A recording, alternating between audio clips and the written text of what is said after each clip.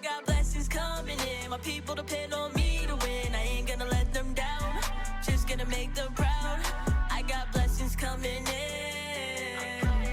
I got blessings coming in. I got blessings coming in. My people depend on me to win. I ain't gonna let them down. Just gonna make them proud. I got blessings coming in. I got blessings coming in. There's a time in my life, way back. Went to the fridge, there was no food left. Had to wait till the fifth for the food stamps. Couldn't pay the rent, got evicted. As a kid, I wanted something different. Block the haters out, well I get it. I'm proving that life could be different. Haters run their mouths, I don't get it. I was struggling. But now we bubbling.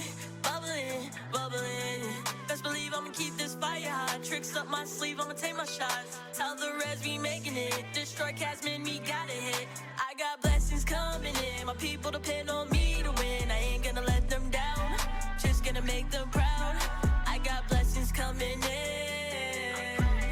I got blessings coming in. I got blessings coming in. My people depend on me to win. I ain't gonna let them down.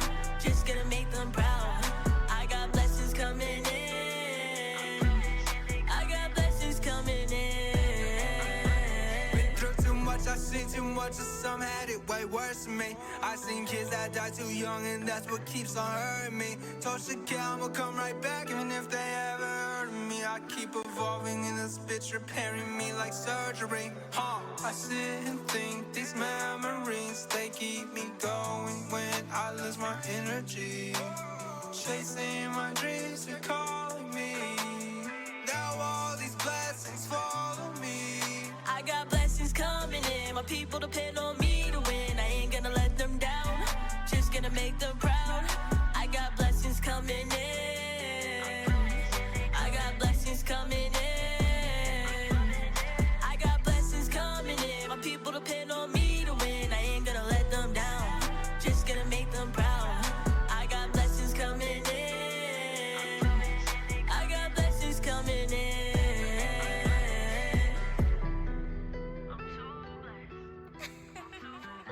JSL, ain't this? Stop playing with me.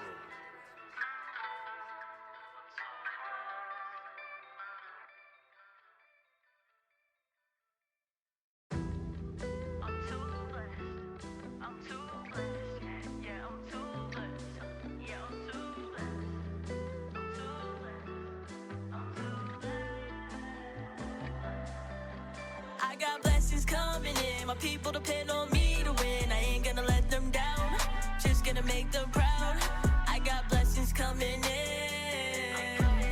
I got blessings coming in. I got blessings coming in. My people depend on me to win. I ain't gonna let them down. Just gonna make them proud. I got blessings coming in. I got blessings coming in. There's a time in my life, way back. Went to the fridge, there was no food left. Had to wait till the fifth for the food stamps. Couldn't pay the rent, got evicted. As a kid, I wanted something different. Block the haters out, well I get it. I'm proving that life could be different. Haters run their mouths, I don't get it. I was struggling. But now we bubbling. Best believe I'ma keep this fire hot. Tricks up my sleeve, I'ma take my shots. Tell the rest we making it. Destroy cats, man, we gotta hit. I got blessings coming in. My people depend on me to win. I ain't gonna let them down. Just gonna make them proud. I got blessings coming in. I got blessings coming in. I got blessings coming in. My people depend on me to win. I ain't gonna let them down. Just gonna make them proud. I got blessings coming in. I got blessings coming in. Been through too much, I seen too much, and some had it way worse than me. I seen kids that die too young, and that's what keeps on hurting me. Told Shakir I'ma come right back, even if they ever heard of me. I keep evolving in this bitch, repairing me like surgery. I sit and think these memories, they keep me going when I lose my energy. Chasing my dreams, you're calling me. Now all these blessings follow me. I got blessings coming in. My people depend on me to win. I ain't gonna let them down. Just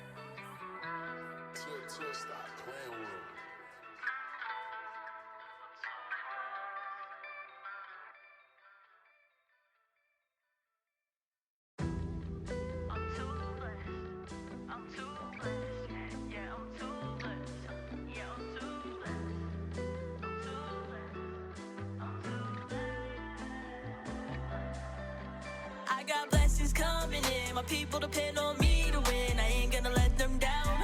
Just gonna make them proud. I got blessings coming in. I got blessings coming in. I got blessings coming in. My people depend on me to win. I ain't gonna let them down. Just gonna make them proud. I got blessings coming in. I got blessings coming in. This a time in my life, way back. Went to the fridge, there was no food left. Had to wait to the fifth for the food stamps. Couldn't pay the rent, got evicted. As a kid, I wanted something different. But the haters out, well, I get it. I'm proving that life can be different. Haters run their mouths, I don't get it. Hello, everybody. Welcome on in. Guys, today is super fun and exciting. We are hosting a panel here today, talking about women in power, but not just women in power. We're talking about moms in power, because let's be real, moms are the superheroes of the world. So I am joined today by these wonderful women that are all a part of the Twitch Women's Guild, and we're gonna go around and do a little introduction. And then we'll be doing a little panel questions. We're going to kind of just go with the flow with our questions that we have. And then we'll open up for Q&A as well at the end. I'm just going to go based on who is on my screen. If you want to introduce, I have Jen up, Jen up first. Hello, everybody. My name is Hey Samson. Most people call me Sam or Jen. My community calls me Captain. I am a mom. I won't say recently, but maybe it's been 4 years. Now a single mom of three girls. I call them my minis. My community knows them as my minis because they're mini me's. I am a streamer. I play a lot of Marvel Rivals. I try to do variety games and things like that. But yeah, I'm very excited to be here to talk to y'all about being a mom. So. Yay! All right, then we got Angie next. Halito, I'm Angie Noel, Angie with 2 E's. I'm an Indigenous educator and content creator. I'm also a mom of 2. It's something I don't really, like, if you know, you know. Sometimes I'll bring it up in chat, but surprise, I'm a mom of 2. And so I'm super excited to share the stage with other influential mothers from the Twitch Women's Guild. So happy to be here. I'm also like, let's see, what else do you want in the intro? Was there anything particular? Whatever you want. What's your community like? It's like a variety of stuff. I've kind of shifted. I've been streaming since 2018, and so it's shifted a lot. So the community is always like kind of transitioning with the content that I make, if that makes sense. So, but I have a toxic relationship with Valorant, and I play that, and I do educational streams as well. So I've been kind of doing that for the past couple of years. So super excited to be here with y'all. Yay. All right, Starshi. Hi, I'm Starshi. I am a mom of 2, and I play a lot of spooky games here on Twitch. Full-time streamer, full-time mom. Yeah, I'd say our community is a little chaotic, but also cozy at the same time. And we like to have fun while also being scared. Hello, sweetie. Hello. I'm the Hello Sweetie. I go by Sweetie River Melody because it's a Doctor Who reference. I am a mom of 3. I have a 15, 14, and 11-year-old, and I do streaming full-time as well as being a mom full-time. There's definitely no breaks when it comes to, it feels like either job, so I am just based here in Hawaii for the time being, and yeah, I'm excited for this panel. Yeah, and caffeinated. Hello, I'm Caffeinated Cloud. I do go by Cloud. I'm a mom of 2. I have an 18-year-old and an 8-year-old. They're 10 years apart. Single mom. I work full time in the biotech industry. I stream part time, and I also take care of my widowed mom on the side too. So kind of very busy all the time, as all moms are. So my community is full of LGBTQIA plus individuals, neurodivergent people. I like to say our vibe is cozy chaos. I play a lot of variety games with a focus on MMORPGs. Awesome. And I guess I should have introduced myself at the beginning and completely just bypassed. Hi, I'm Melanie. I stream mostly cozy games with the occasional Fortnite. I also do co-working or co-reading streams. So either we're working together or I might be sitting in my chair reading a book. Our community, we call ourselves the Hot Mess Express because we embrace everything that is all about being a hot mess. We're very big on mental health and making sure that our community understands that it's a safe space and it's okay to embrace that messiness that life is, and embrace the fact that in no matter how bad your day is, something good always comes out of it.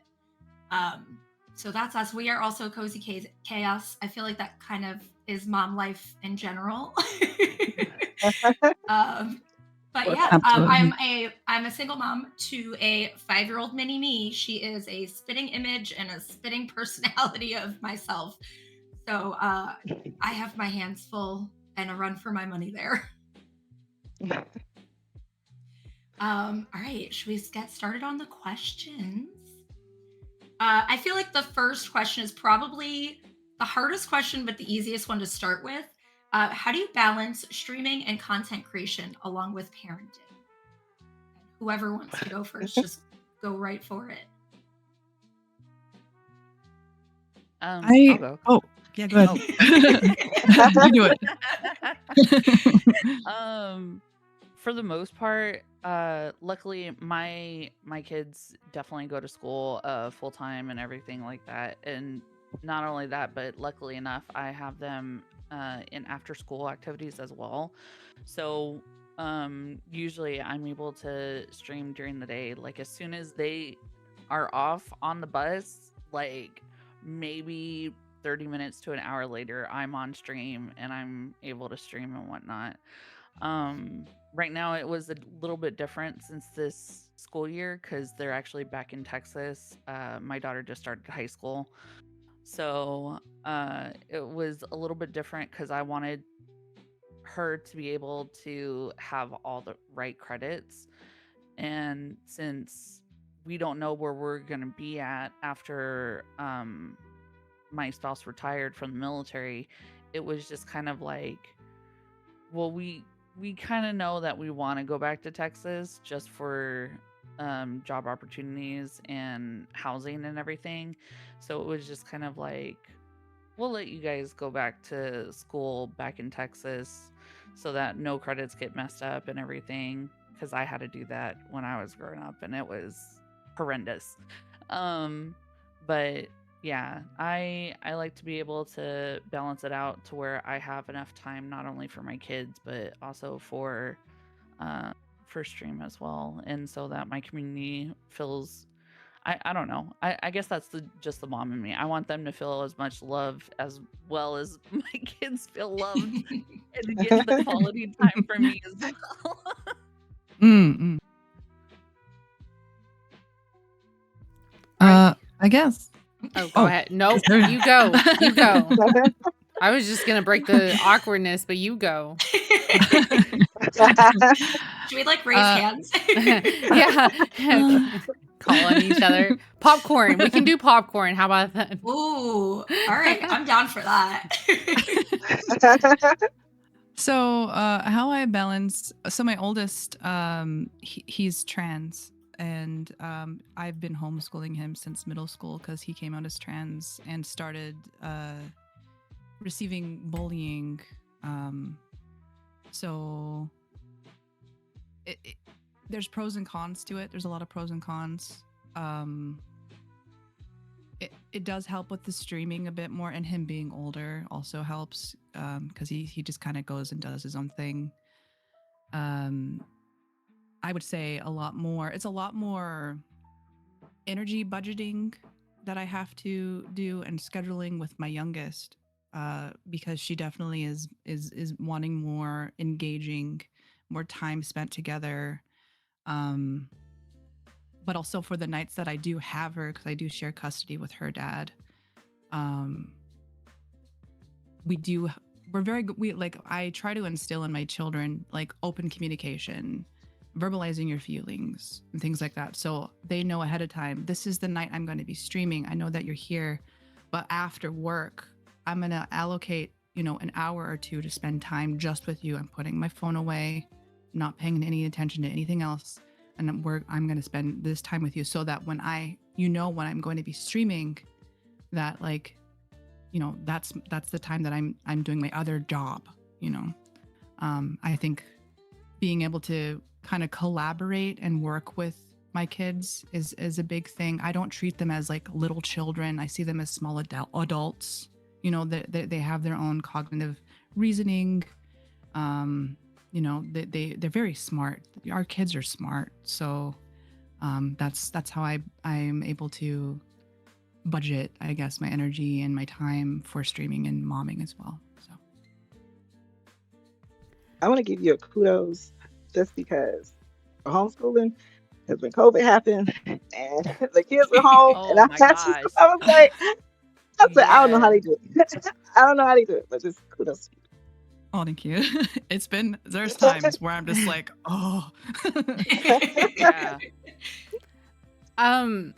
I like how you touched on a couple of topics, and I kind of want to explain a little bit of my background because we're talking about children and everything. So my undergraduate degree is in family life education, child development. And then my master's is in educational leadership with a focus on college student development. So a lot of social sciences. And it goes into also like kind of my parenting and stuff. But I also have worked a lot with children. I worked in child welfare. I've worked in student activities, after school summer programs, charter schools as student activities coordinator. I've worked in parent education as the Parents as Teachers program. So parenting, the topic, it can be a lot, and I can weave it into some of these questions. But as far as like balancing, streaming, content creation, and work, because my main jobs are priority. This is like, a side thing, because I don't like, this is just, I see it more of like digital advocacy work that I kind of do, especially now that I've done a lot of this, weaving my professional and all of these credentials that I never really put it on stream. And so it's taken people to see like, oh, wait, hang on. She's like doing this other weird or a different version of content than they're used to, which is me just playing Fortnite, And so I, streaming is always on the back burner. I try to balance it, find that balance. It's really tough sometimes. But now that because I work from home, a lot of my jobs are remote work. So I work from home and I can stream while they're at school. So that way it helps me, because also, like I can focus and I don't have to worry about any distractions or anything like that. I can just like, hone in and focus on whatever I'm doing. So but I wanted to put that background about me because I may get a little nerdy. When you're talking about the little like adults, I'm always like, they're little humans, like we want them to be successful as humans. And so we're supposed to be teaching these skills and stuff. And so I try to do that. I'm not like perfect in what I do, but luckily, like I'm an auntie to like 15 nieces and nephews. I know how that goes. Right? you. I became an auntie at the age of 7. So when you do that, I was 5. Yeah. Yes, when you do that native though, Latina, everything, like I just, became an auntie, and that was like the first stepping stone of like this role of supporting little humans. And even as adults, we're still humans. We're still learning, growing, and playing. So anybody that, treats children in the way that they're so small, it's like you can learn from them. You need to be learning from them because you can grow in your own mindset. So Anyways, okay. That's my kind of. I try to balance a lot, so it's hard. It's tough, Yeah. but It is. Yeah. Yeah. Well, you know what you say. Um, I call my minis little people. I say little people, and they're like, I'm not little. I'm like, yes, you are. Okay, but you still, this is where it be. But for balance, I'm not gonna hold y'all. I struggle with this so much, and it's Mm-hmm. a little better now because my children, they're 11, 10, and then my youngest is 3. So she's been with me since I started streaming, like as a baby. And so she's kind of my mini co-host. Now my older children, I don't let them on stream at all. She don't care. The miniest, she said, I'm gonna pop in. I'm gonna say hey to the people. I'm gonna mean like them, one or the other. But usually when I first started streaming, I started streaming at nighttime. I was like, okay, when everybody sleeps, I'm just gonna get these hours in at the night, and then that way I can spend the day with them overnight. And as they got older, because now one is in middle school, one is about to be in middle school, and then the mini is she's still here just chugging along. I stream in the morning, so I try to stream before they get home because they'll get out, 3 or 2 o'clock if it's an early day. And then that's my streaming time. Anytime after that, I'm like, y'all gonna see the children. I'm gonna be called away a lot, and so I can't really do that as much. And I tried to start implementing mommy daughter days with them. So I'm like, okay, once a month we're gonna just go do whatever y'all want to do, go buy stuff, have fun activities, etc. And they're like, okay, great. But they're like my biggest cheerleaders in streaming. Like they think it's the greatest thing ever. They think everybody's celebrities. They're like, oh, mommy, those your friends? I'm like, yeah, those my friends. They say, oh, okay, go have fun with your friends. I said, thank you. And they say, how many followers you get today? I'm like, look, I'm trying. And so, oh, we're I so love proud of that. you.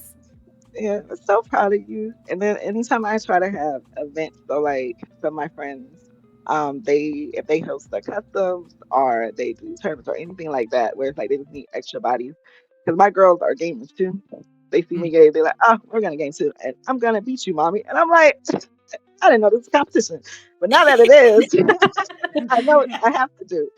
And so I let them join in as that. Though their names are like, it started out or whatever, and then they like to compete as well. And so then they be like, "Mommy, I beat your friend. I got them. I killed them." I said, "I know. Good job. Fantastic." So I try to balance it as anytime I can include them without just putting them out there publicly. I try to include them, and then just separate when it's streaming time, and they know I'm streaming. They still don't care. They'll come, "Mommy, now can I have a snack?" I said, Mm. yes, you can have a snack. Is this your first one? He said, yes. I said, little people, they said, okay, okay. I'm just making sure. I said, okay. And so they'll come in sometimes, but most times they know, okay, this is mommy's streaming time. If they kind of treat it like work for me because they know, okay, she's bringing additional income and whatnot. But yeah, that's kind of how I try to balance. Now, is it balanced perfectly? No. But, as best as I can, and I'm still working to get better. So. I know. I feel like the All of balancing us. act is like the hardest part about being a mom and streaming. When I first started, I have a 10-year-old and a 5-year-old. When I first started, my 5-year-old was still like a toddler, and so I would start streaming at night. Having a set schedule is what helped me the most, I think, with being able to balance the whole streaming life and mom life, and also trying to fight the mom guilt around streaming. And luckily, like, they're both in school this year, and so I am able to stream during the day, but I also try to stream at night because that is where I started. And yeah, just almost treating it like a job so that your kids can just recognize the boundary there almost. And like, this is mom's streaming time and whatnot. And my kids, I think, like that I stream. I think they think it's kind of cool, and they'll brag to their friends a bit. Like, yeah, my mom streams. I'm like, oh god. Don't find me, Don't find me. please. For real. Don't look at it, please. Don't do it. But and both of my littles like to play games too, and I think it's really cool to see in them that like mom and dad game and that they game too, and it's all something that like we all have in common, and it's cool to just see them, grow with gaming, and yeah. Yeah. No, I have to say, like, I feel like the mom guilt is, and I actually had a conversation about this on my stream the other day, but it's just people guilt. Like, we just have such guilt for the little things that we do all the time. But that like little twinge of the mom guilt just hits you so much harder sometimes. So for me, like my daughter's 5, I have her Sunday night through Friday afternoon, and then the weekends she's with her dad. And if I do stream during the week, I have to make sure it's after bedtime. But then which is going to lead into my next question in a second, but like the other day, she has learned how to open the child safety proof locks that adults can't even open sometimes. But my 5-year-old opens with prestige. And so I have her monitor here and I can watch her while I'm streaming. And I just happened to look down at the monitor and she's not in her bed. And I did one of these and all of a sudden I hear my door open. And I panicked because I am very big on, my daughter is not a lot on social media. We don't post pictures of her. I was pregnant in, really quick backstory. I found out I was pregnant on March 13th, 2020. The world shut down 4 days later. And then what did I do during that time when I had nothing else to do? Naturally, I, fell down all of these rabbit holes about all of these awful things that happen in the world with children. And I'm like, nope, I'm not happening. So I was very big on like, she's not allowed, her face is not allowed on stream. My community knows her voice. I have commands that have her voice. Sometimes she'll pop in and I'll, turn the camera off and she'll play games with me every once in a while. But nope, there she was, right there. And I panicked. I'm like, no, I have to click buttons and do all these things. So it's like, and it was well past her bedtime at that point. But that balance is so difficult to do. And then she's like, well, but can you come lay down with me? And I'm like, but I'm working, but I don't want to tell you no at the same time. But I'm working. And it's so hard. But she is very much on a schedule. And it was a school night. So she did have to go to bed after that. But it's tough. That balance is really hard to do. And then, but it's not even just the content creator, mom. We have to remember that like we're people. We need that self-care time also. And whether your self-care time is a part of that content creation, or if you need to have an hour to read or take a bath or whatever that is, like combining all of that together, there's not enough hours in the day, period. There's not enough days in the week to truly be able to hit all of those things. But so my funny child coming downstairs and walking into the room leaded into the next question, which is, have your kids ever interrupted stream in a chaotic or funny way? I think I love the instant giggles. so. Mine is kind of not really like, it's not like it's a chaotic way ish, where it actually made me like, it kind of changed my perspective on streaming a little bit at the fact that it was whenever I had my daughter. So I have a 7-year-old and a 14-year-old. And whenever she was a baby, that's when she went to bed is whenever I streamed. And my partner, usually took bedtime. However, sometimes she just like, wants mommy, and it was like really hard to try to make that disconnect sometimes and try to get him to be like, okay, you have to figure out how to soothe her, like, and you know, put her back to bed or whatever. But I remember one time, I actually had just been rated by a really big streamer, and the baby was crying, but you could hear a little bit, you know, and somebody was like, "Are you gonna go get that baby?" You know, and I was just like, there is somebody else in this house, like, and I'm sorry, you know, like it because it hurts me, like I'm a nerd out a little bit, and because part of me, because sometimes I will nerd out, but your brain as a mother, that like it really hits you differently when your own child, like your own, is crying. At least for me, like it didn't. Yeah. So it's like that jump to like go in support my, you know, offspring. I like how you all like have your minis and stuff. I tell my daughter, I'm like, copy paste. Like whenever I say that, she's like my own, you know, little person.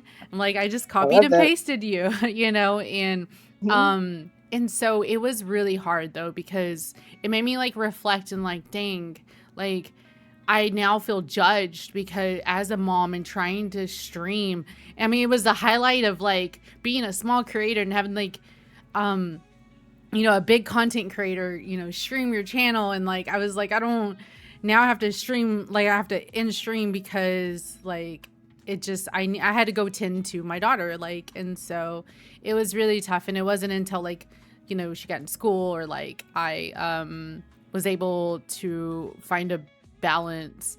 And if you like earlier streams, I did let my kids like kind of on stream, but now I have a strict, you know, I don't do that. And so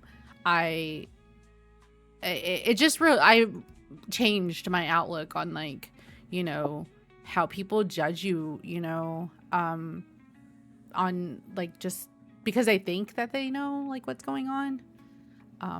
So Yeah, anyways. yeah, Yeah, I feel that. 'Cause, I do too. And like, a lot of people don't understand like how crazy it can get when you have multiple people who are in your household, and it's like it's not just you and everything. And um Angie's story kind of reminds me of when uh I was it was early in my streaming. The reason why I started was because my spouse was deployed at the time, and so I wanted something to do because jobs weren't wanting to hire a military spouse because there's this whole like, oh well, you're just gonna leave anyways, so why am I gonna hire you type of deal. And so it was kind of like my hobby that turned into a career. And I had this one time where my youngest, uh, people know my kids' names, but they don't see them. It's strictly like no cameras and everything. Like I'm just like a lot of you guys. Nobody actually sees my kids. Like Mhm. even when my daughter needed me to do her hair, like she was right here and I was doing her hair while I was still streaming, but she was off camera. And everybody was all like, "What are you doing over there?" And I was like, "My daughter's hair." I was like, "But she's not allowed on the camera, so that's why she's over here." And but there was this one time where like there was no way I could stop my kids coming in because my husband was deployed, and they barged in, and my youngest was all like, JJ goes, "I'm thirsty. I was grabbing your water bottle." And I was like, "Bro, you literally have to walk around the kitchen to get to my room to my water bottle." I was like, "What do you mean you needed my water bottle?" I was like, "No, you wanted to freaking sneak and be all like, hey, chat kind of deal." And I was like, "Get out of here. Like, what are you doing?" And he was just all like, "I'm just thirsty." And I was like, "Okay." So I grabbed the water bottle and put it off stream. And he was just all like, you could tell like he was disappointed because I wasn't letting him get near the camera. He was all like, "Man." And he just like y'all's he's the one that's all like, "My mom's famous." And I'm like, I love you so much, but I am not. I may be famous to you, but I am not famous.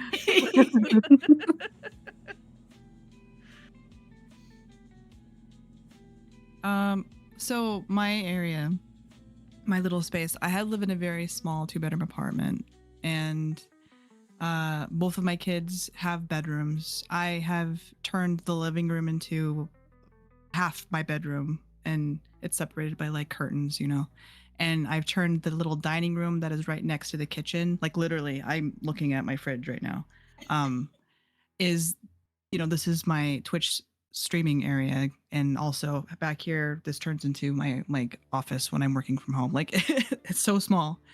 So I've had multiple times where my son won't realize that I'm actually streaming, and he'll like come in and like turn on the air fryer, and just he's got headphones on, and he's just like laughing maniacally, and I'm like, whoa, and I'm like having to like mute and be like, wow.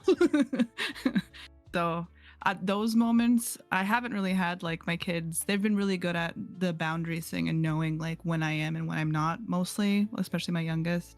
But I do agree, I don't show my kids on any sort of social media at all.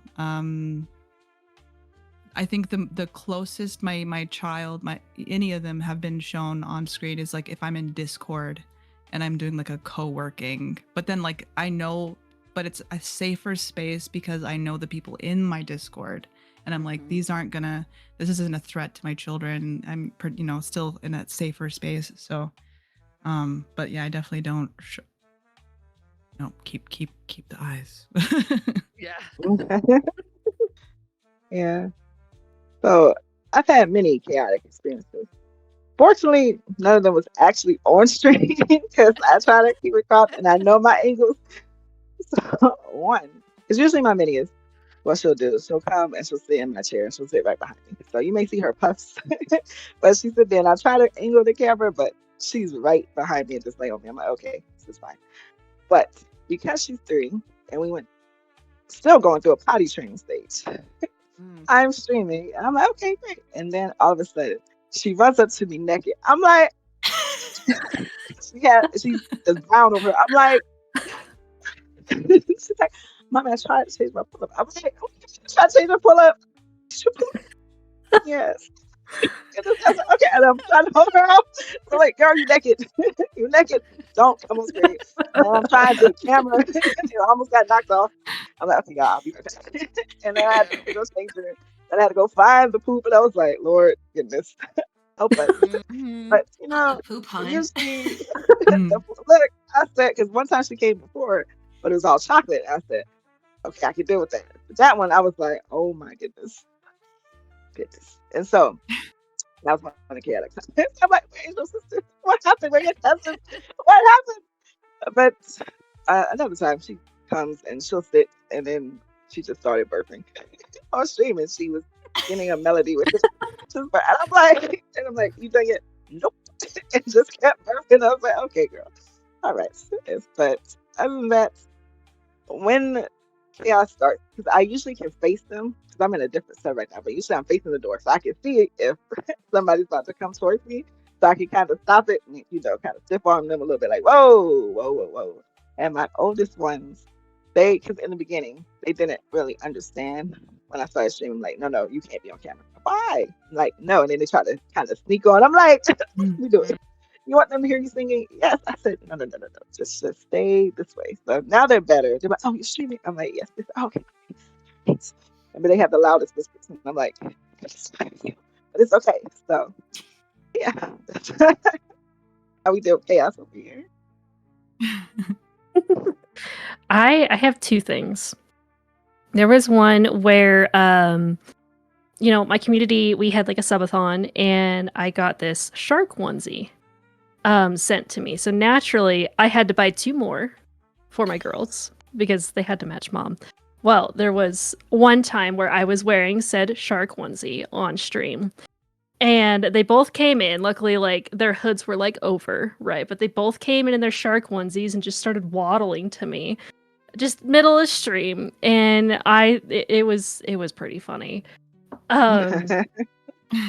What they try to do is they really like to try to come in and show their artwork. And I do my best to keep them off screen, but like especially my oldest, she loves to create these like little puppets and whatnot. So she'll just come in and suddenly in the camera I'll just see like a puppet.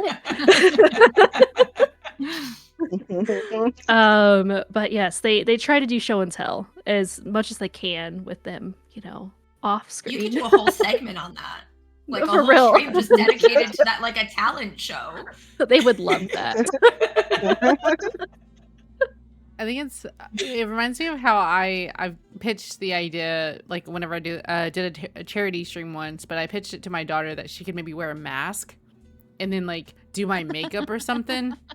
Because again, I don't want her to show like her face and stuff, but like if she wore, and she was all like, "Oh yeah, hey mommy, when are we gonna do that like charity or that one stream where you said I was gonna wear a mask and do your makeup?"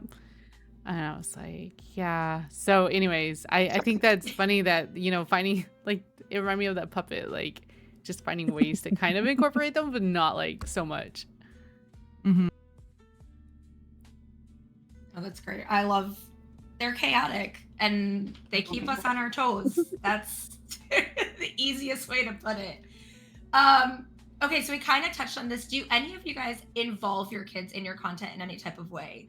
So whether it's doing the masked makeup or putting on a puppet show, but like, have you in the past maybe done something with them, not incorporating their faces, but still having them as a part of the community and the content? Mm-hmm. I have.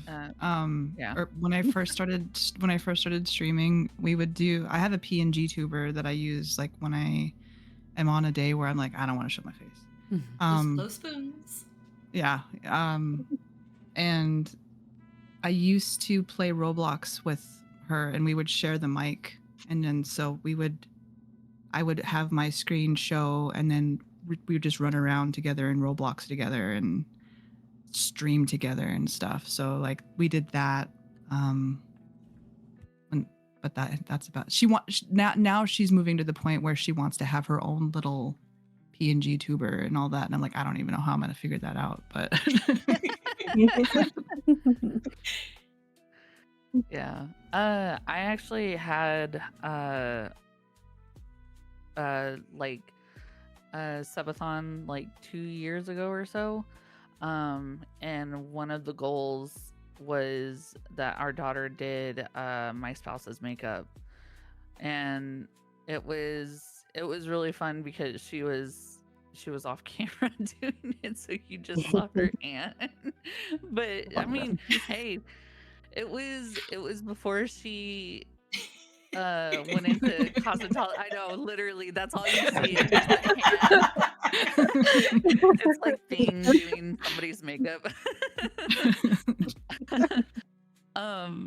But that was before she actually got into cosmetology, and so her makeup skills were not up to par as what she would like now, but they were actually still pretty good. I think that the look came out great, but that's just me. did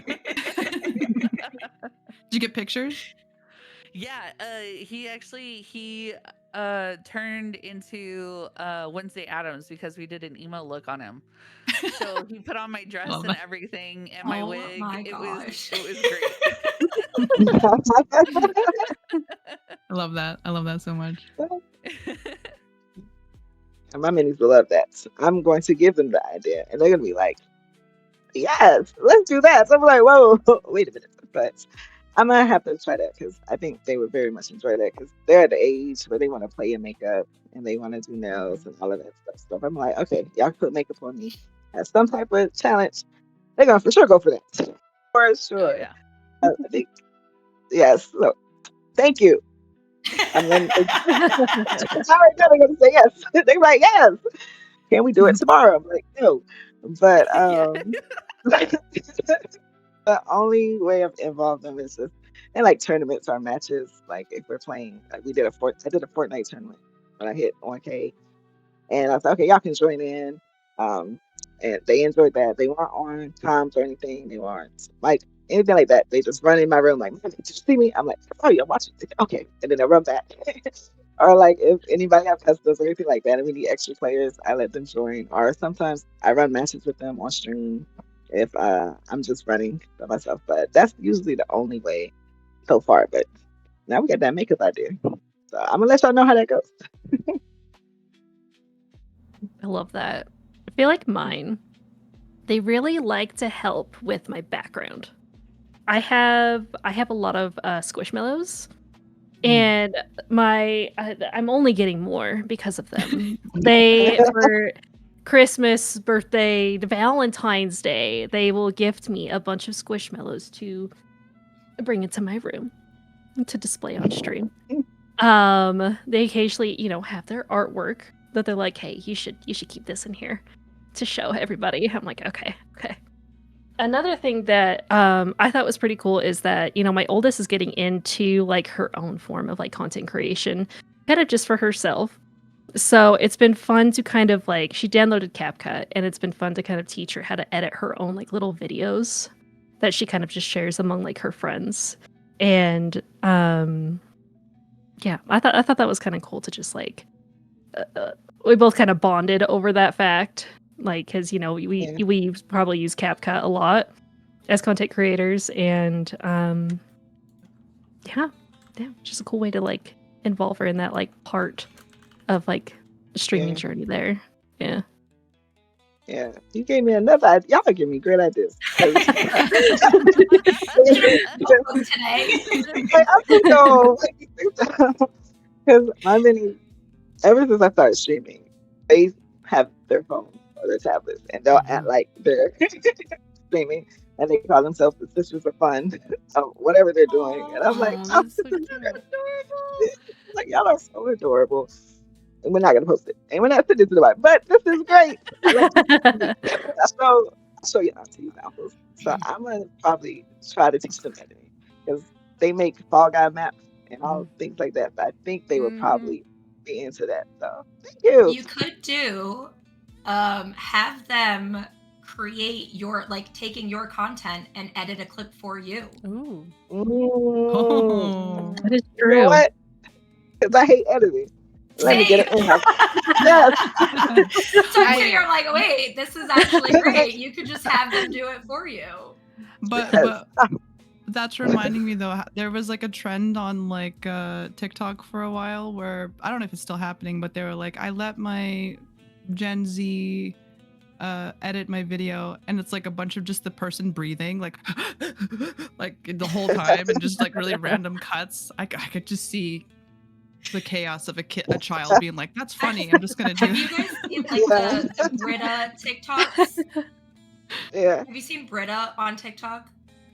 Like the No. water. Okay. Water? You have to Brita.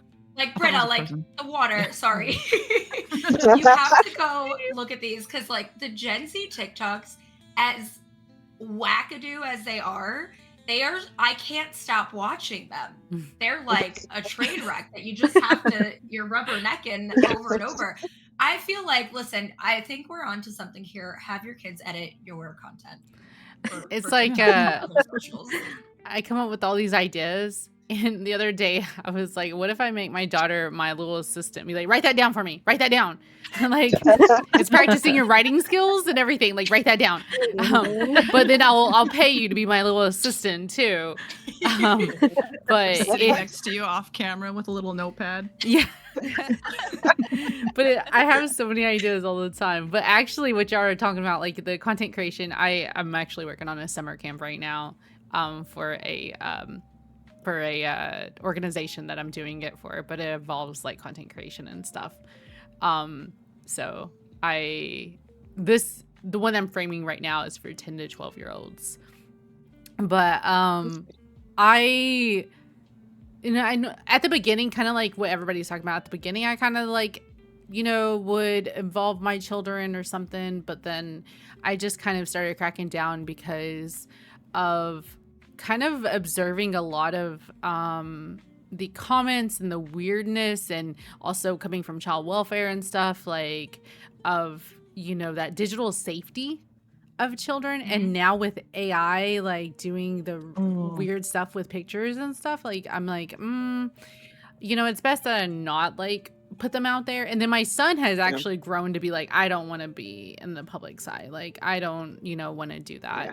And I was like, I totally get that. He would rather do like, he wants to do content, but more like behind, like just do like more of those informational videos or something, like on YouTube and stuff. He's such like a history and geography nerd. He's so smart. Both of my kids are so smart. My youngest is an artist, and then he's an artist too, but he's more like now into like making maps and like engineering art, like in like Planet Coaster or whatever, like kind of that different way. But my daughter, she kind of does want to do content, so I'm looking to enroll her in like acting classes or like something around that way she understands what improv or theoretical like expression is, even though she's already a pro at being the an Dramatic? yeah, it's really weird. It's so interesting, Like I'm like, you're already a star. You don't even need classes. Like you're good. Yeah. Like, like how do you get to turn it off and back on? Like just like that, you're so The good. Academy Award. Oh my gosh. Already, right? There should be a kids like right. So It's so funny that you just said that. When I was a kid, my mom used to always say, and the Academy Award goes to Melody. So you saying that, like, holy flashback. But I say the same thing about my daughter. I'm like, this is the way that you can just turn it on and then immediately shut it off. How? How? Yes. They got some talent. They got some talent. Oh. Or facts. But, They like, get it from that- us. We're so talented. Yeah, Right. that's what I'm saying. That stems from who Yeah. moms. I mean, I'm telling you, I could cry, like I could bawl, and then give me 2 seconds. Cut. Let's go. I'm ready. But it's also because a lot of like maybe moving parts I have to do in life, and I'm like, all right, like I ain't got time to sit here and sit with it. I gotta keep going. We're gonna shut it off now. We're gonna walk into this room and act like nothing happened. Yeah. So Oh man. All right.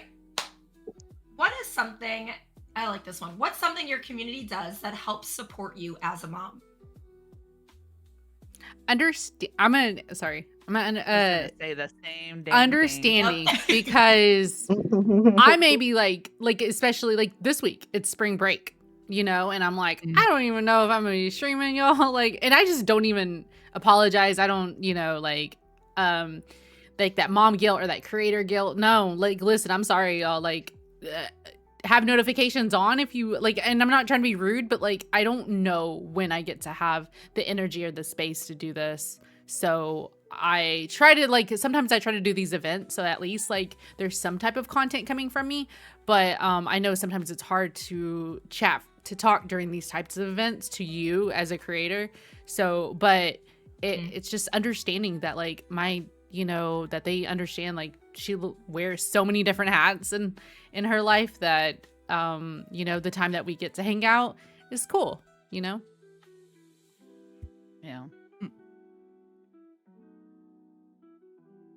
Honestly, yeah, the understanding of I'm running late because I was supposed to cook, but guess what? I didn't want to do the dishes that night, so we're ordering out, and you're just gonna have to wait until we're done with dinner because I'm not gonna stream until I'm done eating. Honestly, whenever You're I so have real any for that. events, any of my events, I put on my Discord. I'm like starting around the time because I'm like, it'll I vary. like, stay tuned. Yeah. Yeah, I was Yeah. understanding 100%. I've my Twitch journey has had its ups and downs that has followed along with like my real life ups and downs.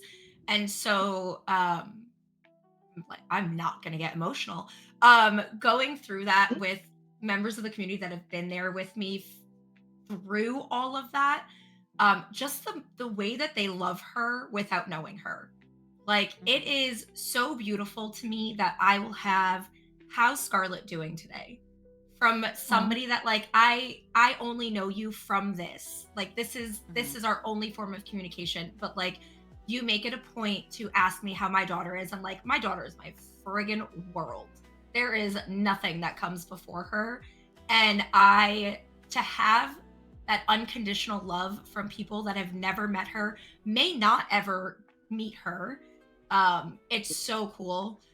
But the other thing, so like I've met a few of my friends that I've my URL friends in IRL, and some of them have gotten to meet her, and just like that instant connection that they have because they know of each other. They have either talked in Discord or on FaceTime or whatever, or however they've communicated, like they just know each other, and it's so refreshing, and it's just they care about her also. And to me, like it takes a village, and my village is not directly in my area. My village is spread across the globe. And how cool is it that I get to say that?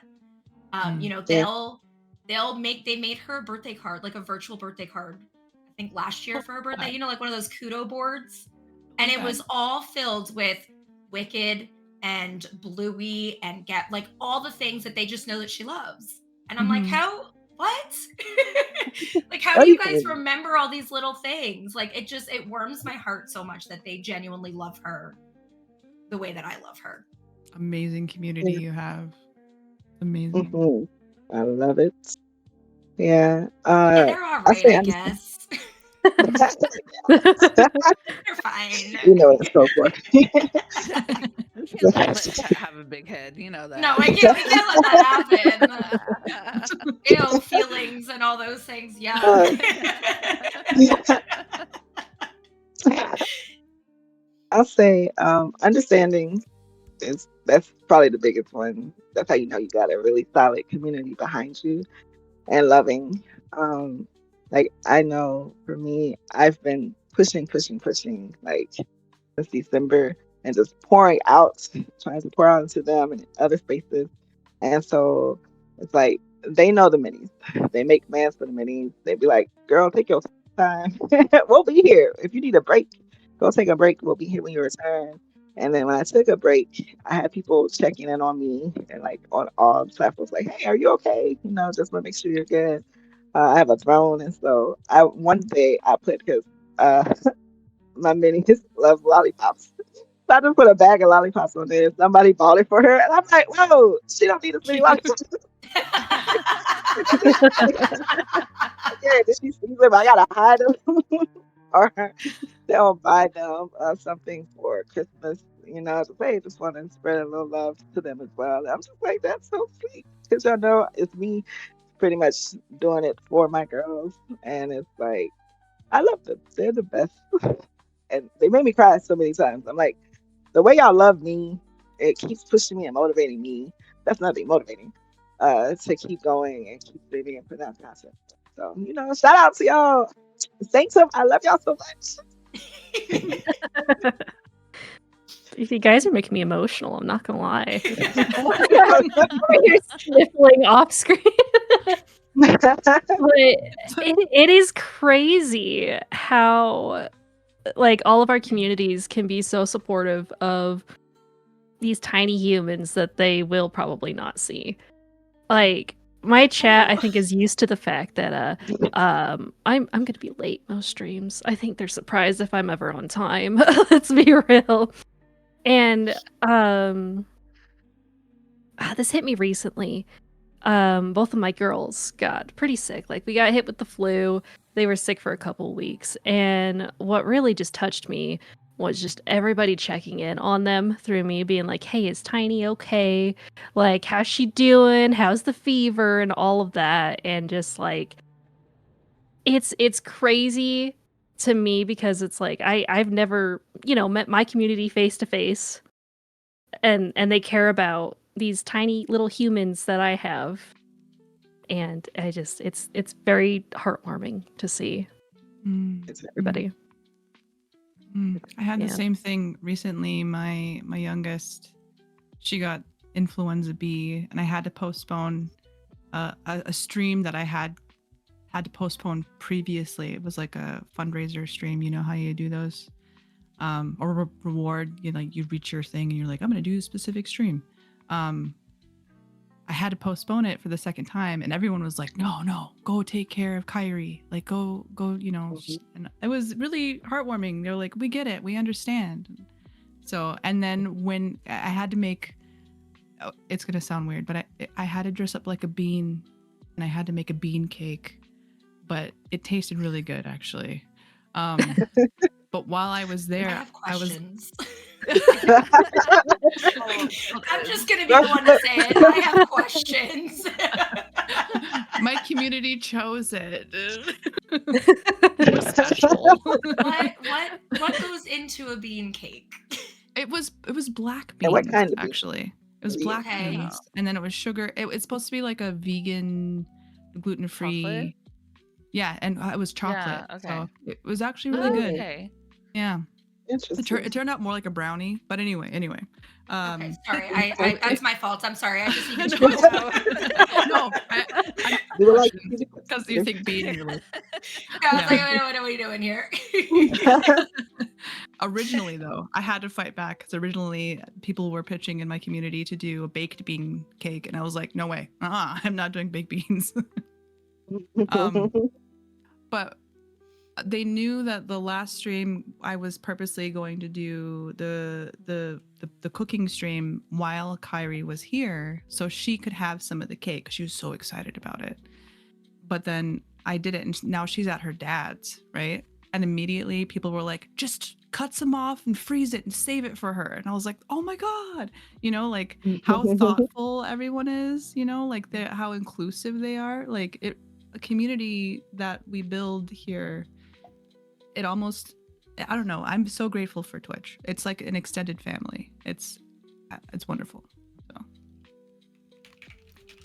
Can I say, because it's interesting to hear y'all talk about this different perspective. When so I've been a part of a big creators community for like a while, and it was interesting. He also had a kid, and you know, like chat like grew up with that kid and stuff, but then he started creating boundaries of like, you don't have availability to my kid, because it was like the expectation that they were like that they had relationship with that kid, like access to that kid. I guess that's what the way I need to say it, frame it, is that, oh, where is so and so at?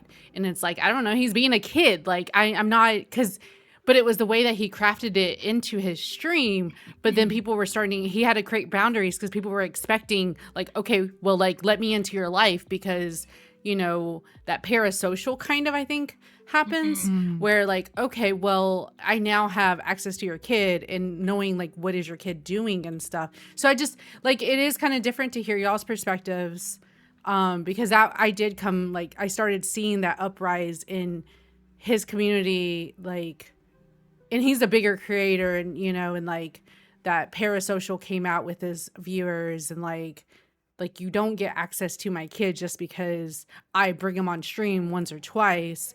Yeah. So do y'all set boundaries, or like what is that, and I'm sorry, like, because it just gets me thinking again. I have a kind of Yeah. analyze everything, but like as a social scientist, but I just wonder, like, because I see that happen with him, and like he had a, you know, people still come in like, oh, how's your kid? And he's like, dude, he's being a kid, like he's not, like, I'm here as a streamer. So it kind of goes into what the way I see streaming now too, as well, because of that experience of seeing his, you know, big community kind of jump to have access to his kid. I do think though, to like interject, I do think that there is a shift in the energy that happens when you're a smaller streamer versus when you get into becoming a bigger streamer. Because when you're a smaller streamer, you get to share more of your life with everyone and have more of those personal interactions and kind of feel more of that friendly vibe. But the bigger you get, the more you have to close yourself off and separate yourself.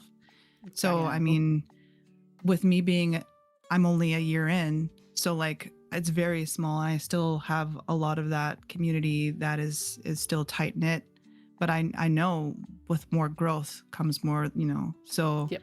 And I think it's just going to be a natural transition. There's going to be Makes those in my sense. community that have been there from the beginning that, of course, will check in. But I think that'll shift from being a live interaction while streaming to like more of a Discord thing or more of a private thing, No, I that's think fair. too with that, to piggyback off what you're saying, as a smaller content creator, if that trajectory were to come about, at least for me, I think that I have a good rapport with my community where if we reached that, those are not questions that they're going to answer. I think that Mhm. we have my community is very, like, we're tight knit, but we're very welcoming to other people. Mm. And we Mhm. know, okay, this, like, let's just say a massive raid came in. We're not talking about that anymore. Mm, It's yeah. it's a very Yeah. quick shift of topic of what we're doing or whatever the case is. Um, Mhm. I think as far as boundaries go as well, like, they also, for me, I'm very open. They know what they can ask and what they can't ask me, and what is more of a private question. If it's regarding my child, then what is something that they can ask on stream? Mhm. Yeah. Like, my daughter did cheerleading, and my community, they knew that it was going to be at a resort, and they funded the money for us to stay overnight because we weren't going to because it was local. They didn't ask where it was, what type of a resort it was, where it was, what place. They no Mhm. questions. It was Mhm. just go have the night with your child. And even after the fact, it was how was the competition? No looking into it or asking those questions to kind of like let me Minor find out more questions. information type of deal. Yeah. So I think that, like, Cloud said, like, it really is that smaller community versus that massive community. Makes And sense. if it's going to go into that, personally, I feel like my listen, Hot Mess Express is protective AF. They are just as protective of me as they are my daughter, and that's not something that they're going to stand for if somebody else were to try to infiltrate into that. Mhm. Yeah. Interesting. And with saying that, my community is also protective. The mods, I think that's where having mods, like really good mods, come into Mods. play Hmm. Mhm. Mhm. because uh, anytime anybody come in chat and they seem just a little, Yep. what do you say? What is this? They'll either hit me on the side to say, "Hey, are you good? Are you straight? Should we ban them or give them?" Or they'll just get them up out of there. Or I'll just say, "Can we just escort such and such out the building?" And then they'll be gone, and they'll be gone, and we just keep moving. So I Mm. think it is as you get bigger, like because you're gonna have more people who haven't been around and maybe don't Mhm. know, or they'll just automatically try to get closer to you. It's these are my boundaries and being straight up with them. Like, hey, I don't like this. Like, I'm not gonna answer that. And if you continue doing this, then you are going to leave. Hmm. So just Mhm. putting those rules in place and then having your minds have your back and making sure Yeah. you're protected in your community because your mods, you should have mods that love you and that are love your family or love in any sense of the word, but are gonna be like, we're gonna make sure you're straight. So I think that's very valuable in that. Yeah. Awesome. I was gonna say, even talking about that, um, I mean, I've had to go ahead and ban somebody from the community and everything like that, even after being with us for like a few years, and it's just, it happens, Mhm. and it's not only the fact that like we're just doing this to, like, it's not like we're doing this to be mean or anything like that. We're doing this to protect ourselves, Mhm. because there are people who think that once they get a diamond in your chat or a sword, Mhm. like they automatically think like, oh, well, now I'm entitled to a lot of things, and that's not it. Especially when it comes to um when we got to protect our kids and everything like that on the Mhm. internet. Like, you're Mhm. just because you get these things doesn't mean that you get to know like every single thing that's going on behind the scenes. Like, it's still gotta have that boundary, especially when you're growing and everything. And I've had to ban a few people because they feel like they're entitled, and I'm just all like, you're not. You're absolutely not entitled to anything. Like, and a lot of people would get upset because, like, so like I said, my spouse is military. Well, one of my mods, their spouse is also military, and so we got stationed at the same place. And That's so so we fun. would go, yeah, we would go on mod dates. What this mermaid's all like, hey. And so we go on like little lunch dates and everything like that. And there would be some people that would just like get insanely jealous because I'd be spending this time off camera and everything and offline with them, and I'm just all like, I'm not going to tell you where I live. I'm not going to tell you what to do, but don't come at me thinking that you're able to just dictate my life on what I need to be doing. Like, if you think I need to be streaming, then that's on you. That's not a me thing. That's not a me problem. That's a you problem. Are you saying that I can't come visit you? Wow. Okay. That's a me problem. Dang. No, I'm just kidding. Literally moving back next to you. So I know, that's what I was about to say. You get to be like within one drive if I drove I'm sorry, all day. you guys are going to be hanging out. How rude. That's- Thanks for I know. involving all of us here. Actually, we were gonna Imagine. seg that into like the mom's trip that we're all going to plan. Because you know Right. we do need, like someone said, emergency AFK. Yeah, that could be like our title for the moms group. I Is love emergency. that. Emergency That's AFK. That's what somebody said. Emergency AFK. So I feel like as a mom, and we're just I feel like we're a lot more hyper aware of the parasocial relationships that like try to happen on stream. I mean, I have also had to ban someone with a diamond, someone with a sword, you know, and I feel like the more I've been streaming for 2 years, and I feel like that boundary is just getting stronger the more I stream and the more the community grows. And you know, at first, like I was always nervous of banning someone, you know. But I feel like now it is just it's a lot easier to protect your peace as well as like your kids, because no one is entitled to see your kids or hear about your kids. And yeah, Or you. no, you, that's yeah. So true. It is true. Yeah. I just have a question because I'll lean into where I'm going with it. But how long has everybody been streaming? Because I hear like 1 year, 2 years. It'll be in 2 weeks ish. It'll be my 4 years. Oh, nice. Okay. Oh, So everybody like post COVID, kind of. Yeah. Because Yeah. okay, Yeah. I bring this up. The only reason this is why I'm leaning into it is because pre-COVID and post-COVID Twitch is so different. Yeah. And so when you talk about all of these experiences, like the way that the relation, like I would go in chat and the way that networking was different pre-COVID.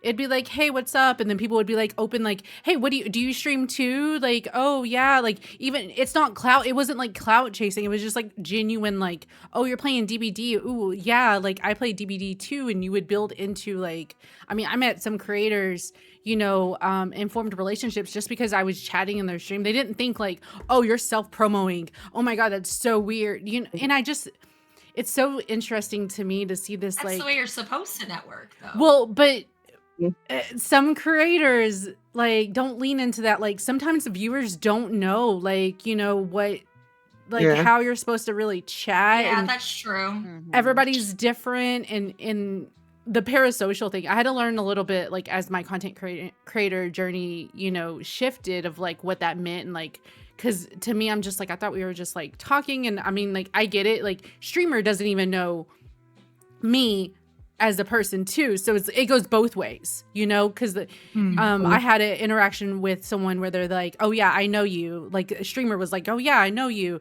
Just because I'm a longtime viewer of you does not mean you know me as a person. So, don't come at me like because you don't know me as well. So, I think it's just very interesting. I'm sorry. I just wanted to know, because it's always that like that different mindset of the platform and how it's evolved. But I'm glad that we have resources now to be able to educate people coming into this platform of like, hey, this is kind of just some things that you might want to keep in mind, some resources and tools to have as you step into this space. That's definitely been a huge help for me being a newer streamer, is coming into it and already being exposed to these types of conversations. What is the parasocialness and things to look out for?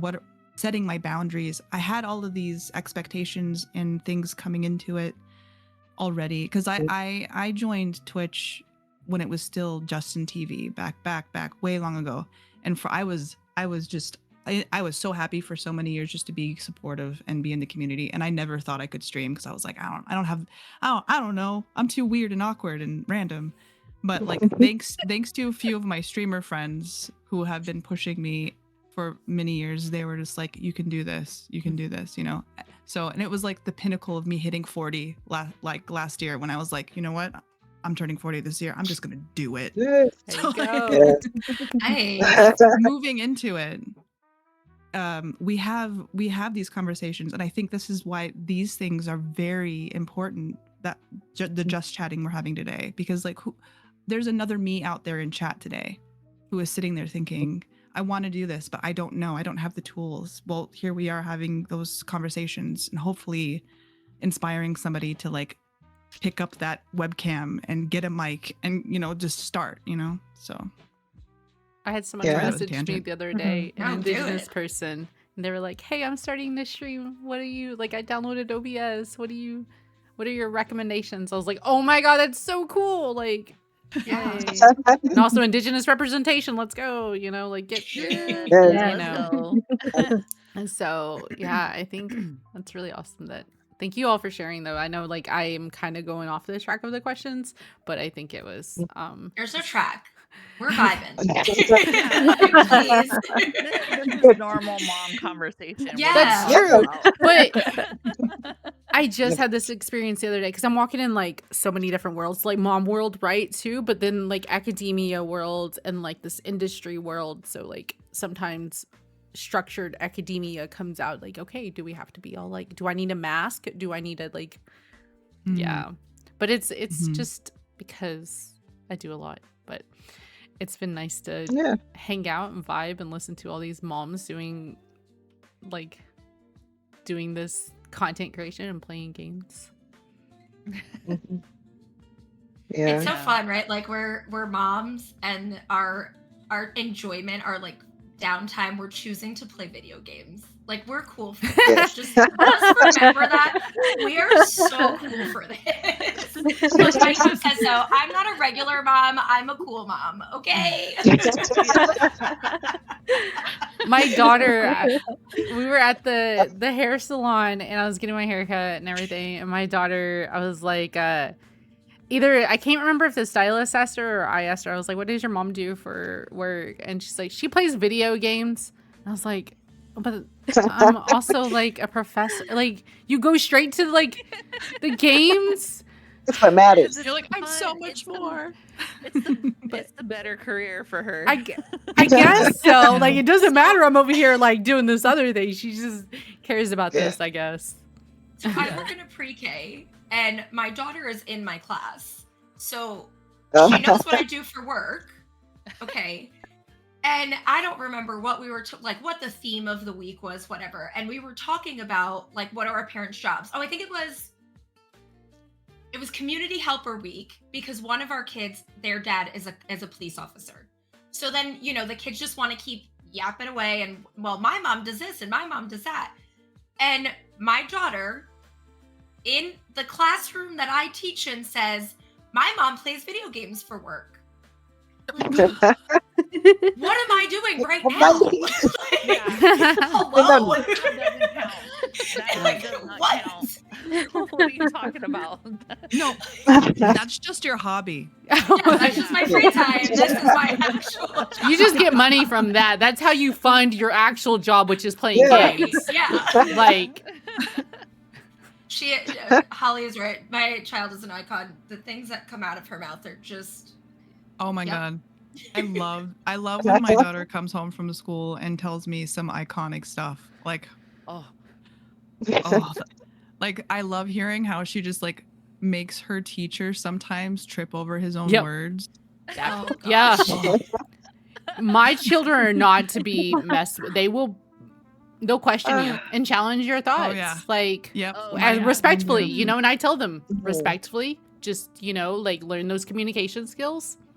You know, Mhm. like, but that's, I feel like that's important. Again, going back to raising humans, right? Mhm. yeah. I was gonna say, so since me and my daughter we're states apart right now, what happens is we'll send each other back Instagram reels daily, like hourly if it happens. But it's so funny because there'll be a time where she'll Snapchat me and she'll be like, "Mom, I gotta tell you some stuff. There's some cheese made that I need to tell you." And so we'll hop on a video call and literally she's just telling me everything that's happening with her friend group and stuff like that. And everybody's all like, "I wish I had a relationship like this with my daughter." And I was like, this is the relationship that I wanted with my mom. But It's I wanted because to we're make sure. bridging. Yeah, I was like, I wanted to make sure that I'm this mom to my kids because I want to be able to know everything. I want to know everything that's going on with their life if they're wanting me to, because I don't want to be that mom that's like, "No, you got to tell me what's going on right now," and stuff. And I'm like, no, I want them to want me, and they're Mhm. and now I have Velcro children.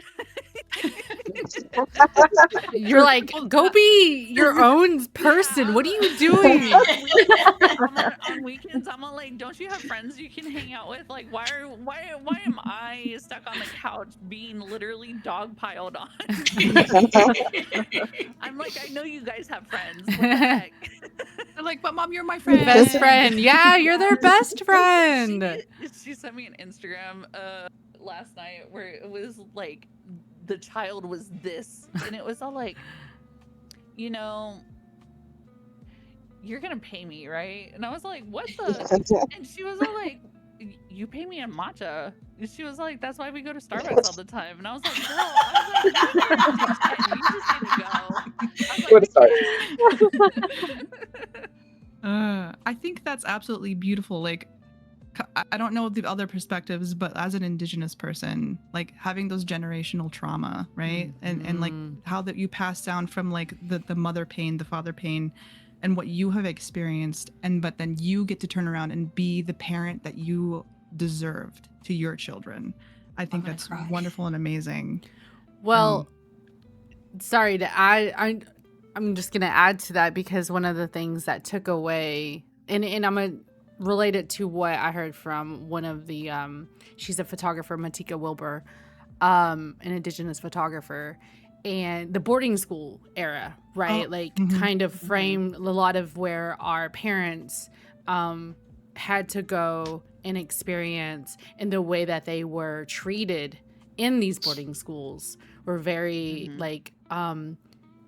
it shaped their parenting as well, right? And so one of the things that she said at I got to watch her speak at a conference, and one of the things she said was like, one thing that hurts her is like her mom didn't get to be the mom that she could have been because of boarding schools, like, you know, kind That's of absolutely. yeah. I vibe with that. My mom is a boarding school survivor. Yeah. yeah, Same. my mom is too, and she was in one of the Catholic ones as well. So it same. was, yeah. Yeah. If you don't and if you don't know like the boarding schools that we're talking about, it's very, very important. It's Oh yes. a big thing that happened in what we call Turtle Island and like the, you know, United States and Canada, that happened within Indigenous communities, And so these are things that were like up until the 90s. There's still like boarding schools, like, and I'm from Oklahoma, so there's still boarding schools here, but they're federally run by like the Bureau of Indian Affairs. So it's finally getting like Native people to oversee it. But way back when, it was not non-Native people controlling and basically ripping the indigenous identity from people. So it was, it kind of goes into, as we are trying to heal ourselves, and I think that's across a lot of different, our generation in general, is that we're healing so we can be better parents to our children. Maybe something that we didn't get, and so, but I think there's so many like, different dynamics that went into that. So I always talk about it like that. As a parent, I've told Sweetie this, like trying to heal yourself in that moment because of generational trauma, childhood trauma, whatever. I mean, I got a lot of that going on. And so like trying to heal and be in that moment is so hard, because you're like, I gotta go cool down. Let me go cool down here, before, because Yeah. I was treated differently as a kid, but let me treat you differently because I need to, like you don't deserve that. And so it's very, at least for me, I don't know if you all, and you can speak on your experiences, but it's very like trying to balance that. Yeah. Yeah. So for me, it's trying to be the mom that I would have liked in some moments, with my girls, trying to teach them emotional intelligence and having conversations with them, because even though, they're 10, 11, and even the 3-year-old, they don't know everything, but they know a lot. And They so, don't? as you know, it's They're not, but 13 going on 30 and stuff. Getting that acting award. it's so funny. It's so funny. Quick story, because my oldest, she's playing the flutes. She's in band, and so she had a solo ensemble. And so for it, I'm like, okay, you have to dress up for it. She's like, no, mommy. I'm like, yes, you gotta dress up, because you're going before a judge. They're gonna judge performance. I'm like, okay, you go with this. And so we get there and we see everybody. I'm like, okay, I'm not saying anything. She see her teacher. He was like, you dressed. You're professionally dressed. You did good. And I was like, I'm not gonna say nothing else. I'm just like, And so she goes to the judge, and the judge also complimented her outfit. So as we're walking away, she's like, mommy, I'm like, yes, I'm sorry for saying I didn't need to dress up. You were right. So, maybe your mom knows just a little bit. Oh no. Just a little bit. Just a little bit. I'm like, it's okay. Well, my baby.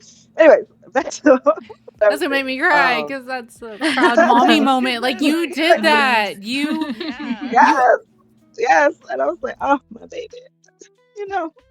But with them, I try to have conversations, because, sometimes I get overstimulated, and there'd be a lot going on. And so sometimes I don't react in the way I should, or I know I should with them. And so I take a moment, I cool down, and then I go back and I talk to them. I'm like, okay, girls, I apologize. And I never just say, I'm sorry. I say, I apologize for this, and this. Mommy should not have reacted like this. And I am so sorry, but I just like, when y'all start to act like this or do these things, and then my nerves start going hand in stuff where I've talked to you about, and then it's at that moment you don't remember to do it, or you seem like you're going against it. And so then, mommy, just maybe I yelled a lot. And I'm sorry. And they're like, it's okay, mommy. I understand. We were doing a lot at that moment. I'm like, okay, yes. So we have conversations, and with streaming, because like they like to play video games. They know some streamers. It's showing them that I want y'all to be able to do stuff that y'all love as well. Showing them that you can do it. Whatever you put your mind to, you can do it. It's gonna take work and all of that, but you can do it. And so that's part of being a mom, because my mom, on that hand, is like, girl, what is you doing? You're talking to strangers? Don't talk to strangers. And I'm like, I don't talk to them. I'm like, I don't, mom. I know. She's like, okay. But, changing that kind of perspective on things because they still don't understand Twitch. They don't understand none of it, and I'm just like, and then my younger generation, they get it more, which is so interesting to me. That gap, but yeah. You got to Um, get your mom to come on stream with you. So I did that. What Wow. did we? I don't remember what we did it for.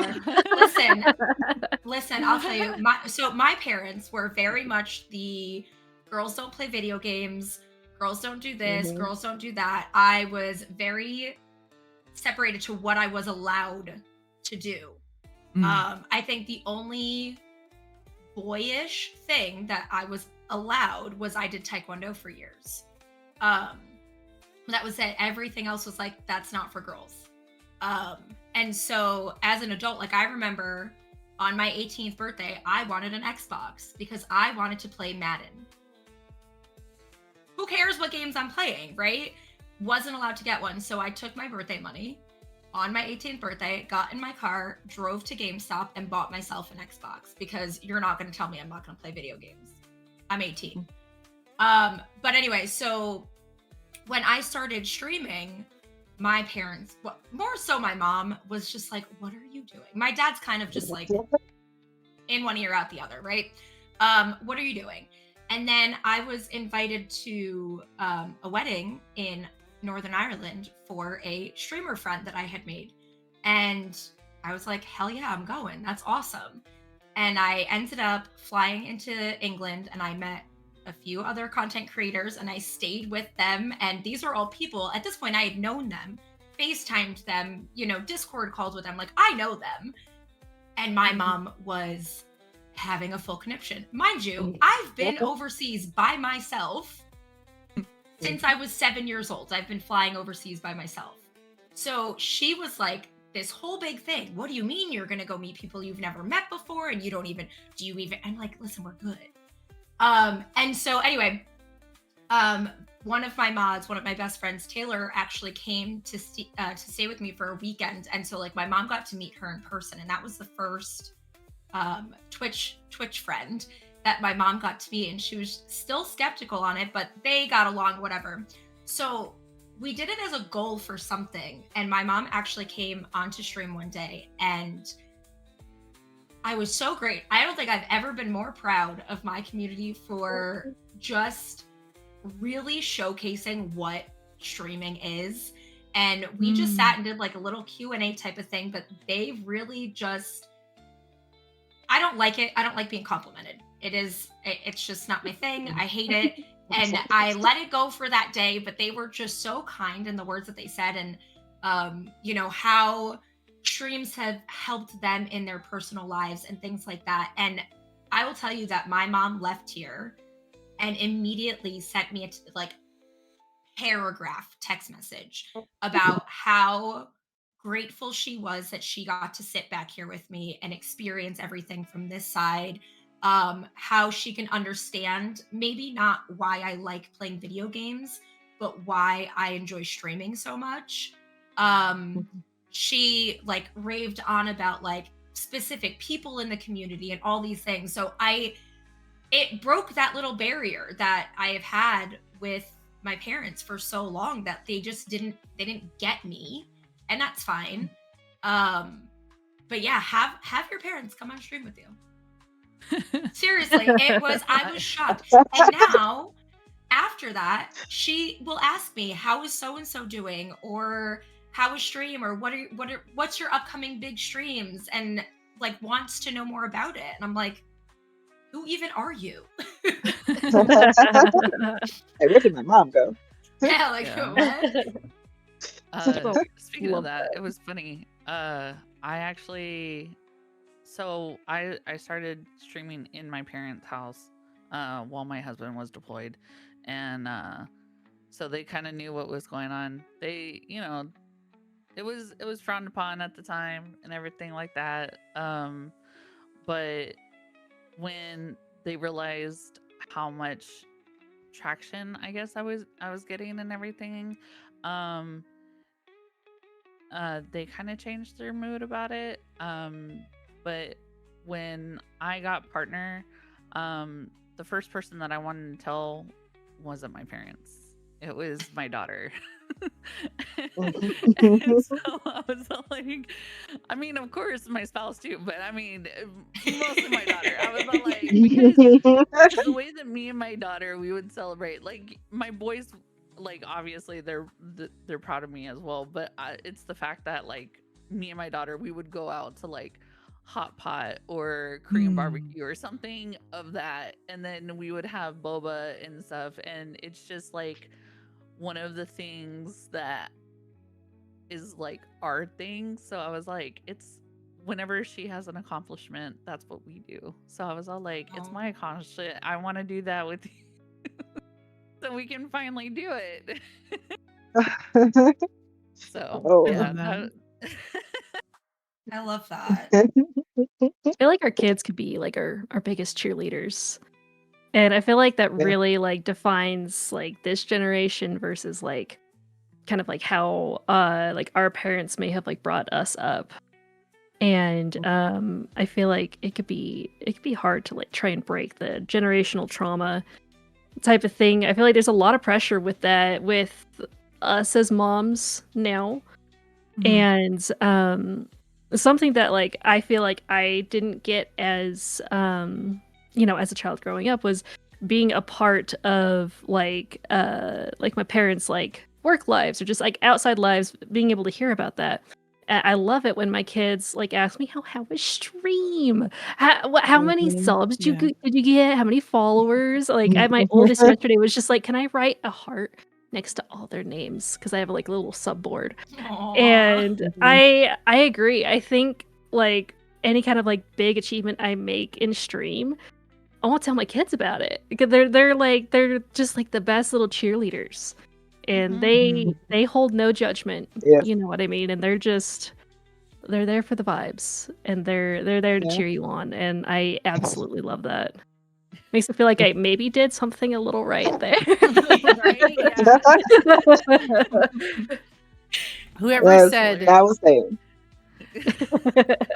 earlier, whoever was talking about the plushies and stuff, I have this in front of me because my daughter wanted this, and now I somehow have it. And she's like, here, you can have it in your setup, and there's artwork of hers and stuff. But I love that you all have that same kind of how your kids like do that thing too. So it makes me feel like, wow, okay. Yeah. Now, I will say, I get a tiny bit of judgment. Like if I'm playing a scary game or I lose to something, they be like, "Now, mommy, how could that happen?" I was like, "Wait." I was scared.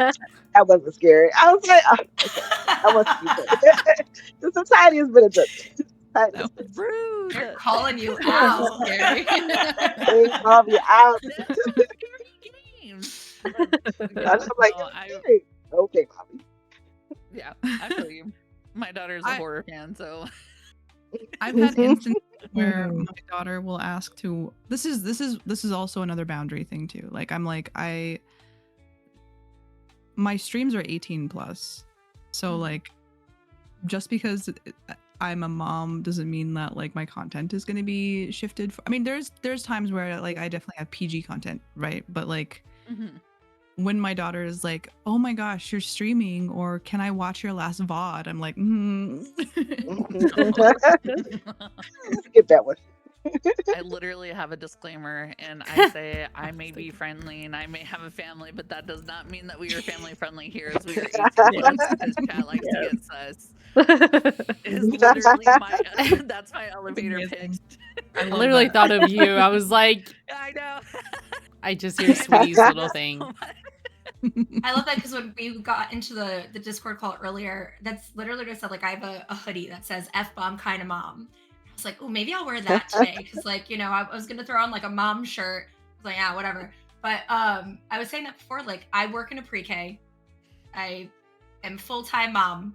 When I sit down at this computer, the last thing I want to do is filter myself. I filter myself however many hours throughout the day. When I'm sitting here, no thank you. Like, I just want to be me and have fun. And we can get very unhinged sometimes, and it's a great laugh and it's a good time, but this is the one time that I get to be unapologetically me, and I'm embracing that. Mm-hmm. Yes. I Absolutely. love that. Nobody I look might at have many. nobody look at chat because the mods will call me out. Good reading. I'm low key reading, and I'm like, And I'm hovering like, who's talking about?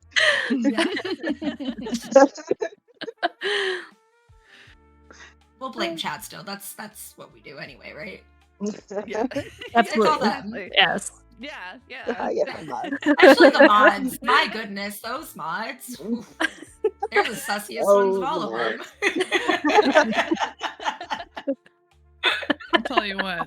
There's the number of times my mods will make a quote of me, and it's completely out of context. It's just like,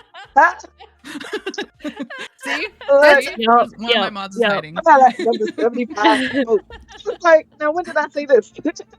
The way that you can go back on your clips in like just the out of pocket stuff, I swear it is just like I have to filter I would like never say this. yeah. It's like, well, who clipped that out of context?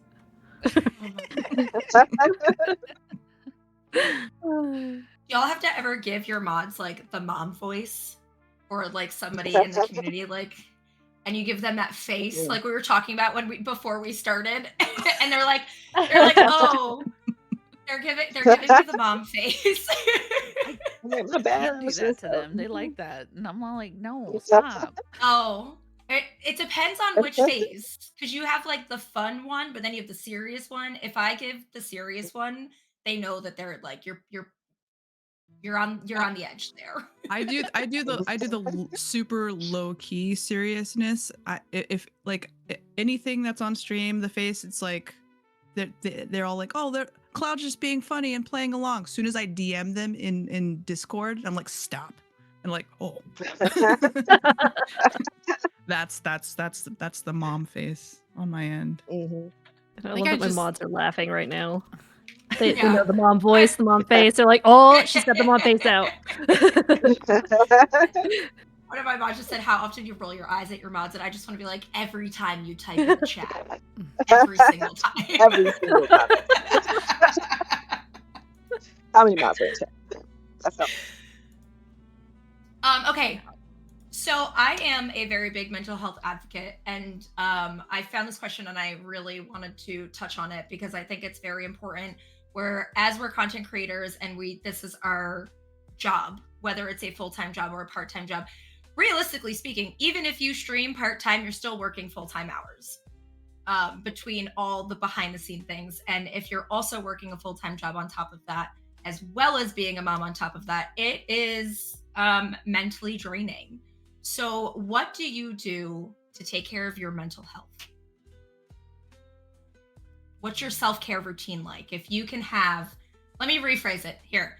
If you can have an hour, a designated hour, no children, no nothing around, that you can use to take care of yourself, how are you doing it? Sleeping. I was gonna say a nap. That was my answer. You can't say sleep. What?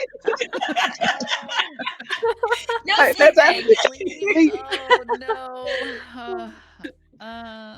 Oh my goodness. I go. I think. Yeah, I was gonna say honestly, it's sleep, but most of the time I'll actually, if it's an hour to myself, I will definitely like take a nice hot shower and do my skincare routine, because honestly, like an extra face mask too on top of that, and then probably like disassociate while I'm in front of the TV. Yes. See, skincare. I love that everybody Skincare, I can know. take naps because I just my brain, like, even if I lay down, I can't turn it off. I have to really like be really tired. The other day I did take a nap and it felt beautifully, but it was because I didn't sleep well the night before. But Sweetie can tell you that I'm very strict on my 10 o'clock. I am going to bed like 8:30. Everybody knows from the Latin I make Guild a and joke. stuff. They're like, oh, and Grandma Angie's about to get ready for bed. Like, y'all leave me alone. Like, I got so much energy I gotta like disperse throughout the day that, you know, I gotta reserve it. But like the mental health, and Yeah. that's like all of that is like trying to find that balance. And I say that, and I'm so sorry. Okay, I kind of apologize because I'm working kind of as I'm doing this, because again, I got an email that I need to get this out by Monday. So again, that balance of Multitasking. Mhm. yeah, like Let me multitask.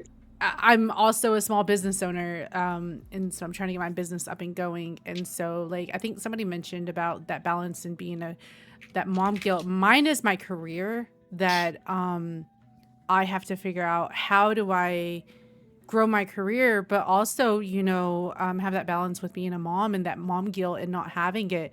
I literally went. I remember one time I went and met up with some URL. I like how y'all call that. URL friends, and it was my first time I left my daughter, and I breastfed her for like a couple of years, which I kind of have breastfed like off cam, like I like turned off, you know, cam and stuff, and how to use like my pump and everything. But again, going back to the understanding and stuff, but it was like I went on this trip and I cried for like a while because I missed, you know, especially her, like, you know, and then he was a little bit older, so he kind of understood, but like that mom guilt. And then in the past couple of years, as I've been speaking all over across the, you know, country, like going away on trips and stuff, it's been a difficult transition to balance that career and mom, you know, life. And so, yeah, it's a lot. Yeah. Yeah. Moms I are think warriors. Real, Mhm. real. yes. For Um, real. Yes. but to answer the question about mental health in an hour thing, You have an hour to yourself for self-care. What are you doing other than sleeping? Do we get all the money? I No, sorry. yeah, Yeah, do sure. we have You- some money too? Idealistically, what are you doing for 1 hour? That's all you get by yourself. I'm going to go eat Korean hot pot by myself. Ooh, I love a self you date. so real Ooh. for that. I should go eat ramen by myself. Have you ever went and saw a movie by yourself? Yes. That's so Yes. nice too. Yes. I've thought about doing Yeah. that, just like while they're at It's school. fantastic. I'm like, you know what? I'm just gonna Should. go find a time and just go watch a Should. movie by myself. Like I'll Yes. put an audio book on, go eat some food, and just like zone out, watch a movie by That. myself. Date yourself. Have a date Yes. with yourself. Mhm. Yes. Yeah. I wake up Yes. early to drink my coffee before everybody else gets up. I don't know if anybody else does that, but it's like I will watch my shows that I need to catch up on at like 6 a.m. Again, sweetie, see, this is why I'm usually up by the time you were talking about 7 a.m. Because what time is it for you? I don't know. 7 a.m. is 2 a.m. for me. Mm. Yeah, 7 a.m. is 2 a.m. for me. No, I meant like what time is it time's it for now? you? Yeah. Oh, it's about to be 9 a.m. And she's Sweetie Oh, is wow. like dragging it because she was like, I have to be up at 7 a.m. No, I can't. You're doing so well for just waking up before this, to be You fair. really are. Like, you're doing so- 9 a.m. if we didn't say anything just now, nobody in the chat would have known. Well, Sorry, I know Sweetie. your mods, but Yeah. Surpass my own chat. I know how early it is for you. Exactly. Ari knows. Go take a nap. For me, or I would anybody else say want to give on my what they're break, doing? on my break, I went because I rarely get to go out just by myself, and then rarely get to go out eat by myself. So I went to go get Mexican, and I had tried all the different margaritas, and I was like, "This is the best, the absolute best." And so that's what I would do. I was like, oh, I don't have to worry about supporting for them, making sure they're okay. I was like, are you good? Are they fighting over the little tablet thing that they usually have on Mm-hmm. the table so we're not? I said, I'm I just hate here. those It's just things. my thoughts. Oh, I'm Me by myself. too. Like, I don't have to think. Are they okay? I was like, oh, so yeah, getting more use. That would be what I would do for Al. I'd get myself a little sweet treat and then open a good book. I'm a reader. So I Oh, can immerse myself in a Oh. book mhm. for a long time if I could. That was gonna be part of Okay. my answer. I am obsessed with like the ambiance videos on YouTube. Mm. So Mm-hmm. I just throw one of those on. I just got a projector for in my bedroom. So throw Mhm. that all against the wall, lay down, light a candle, and just be cozy and read with Yes. no distractions, no mama, mama, mama, I'm hungry. I want a snack. Can I have a snack? Can I have a drink? None of that. Just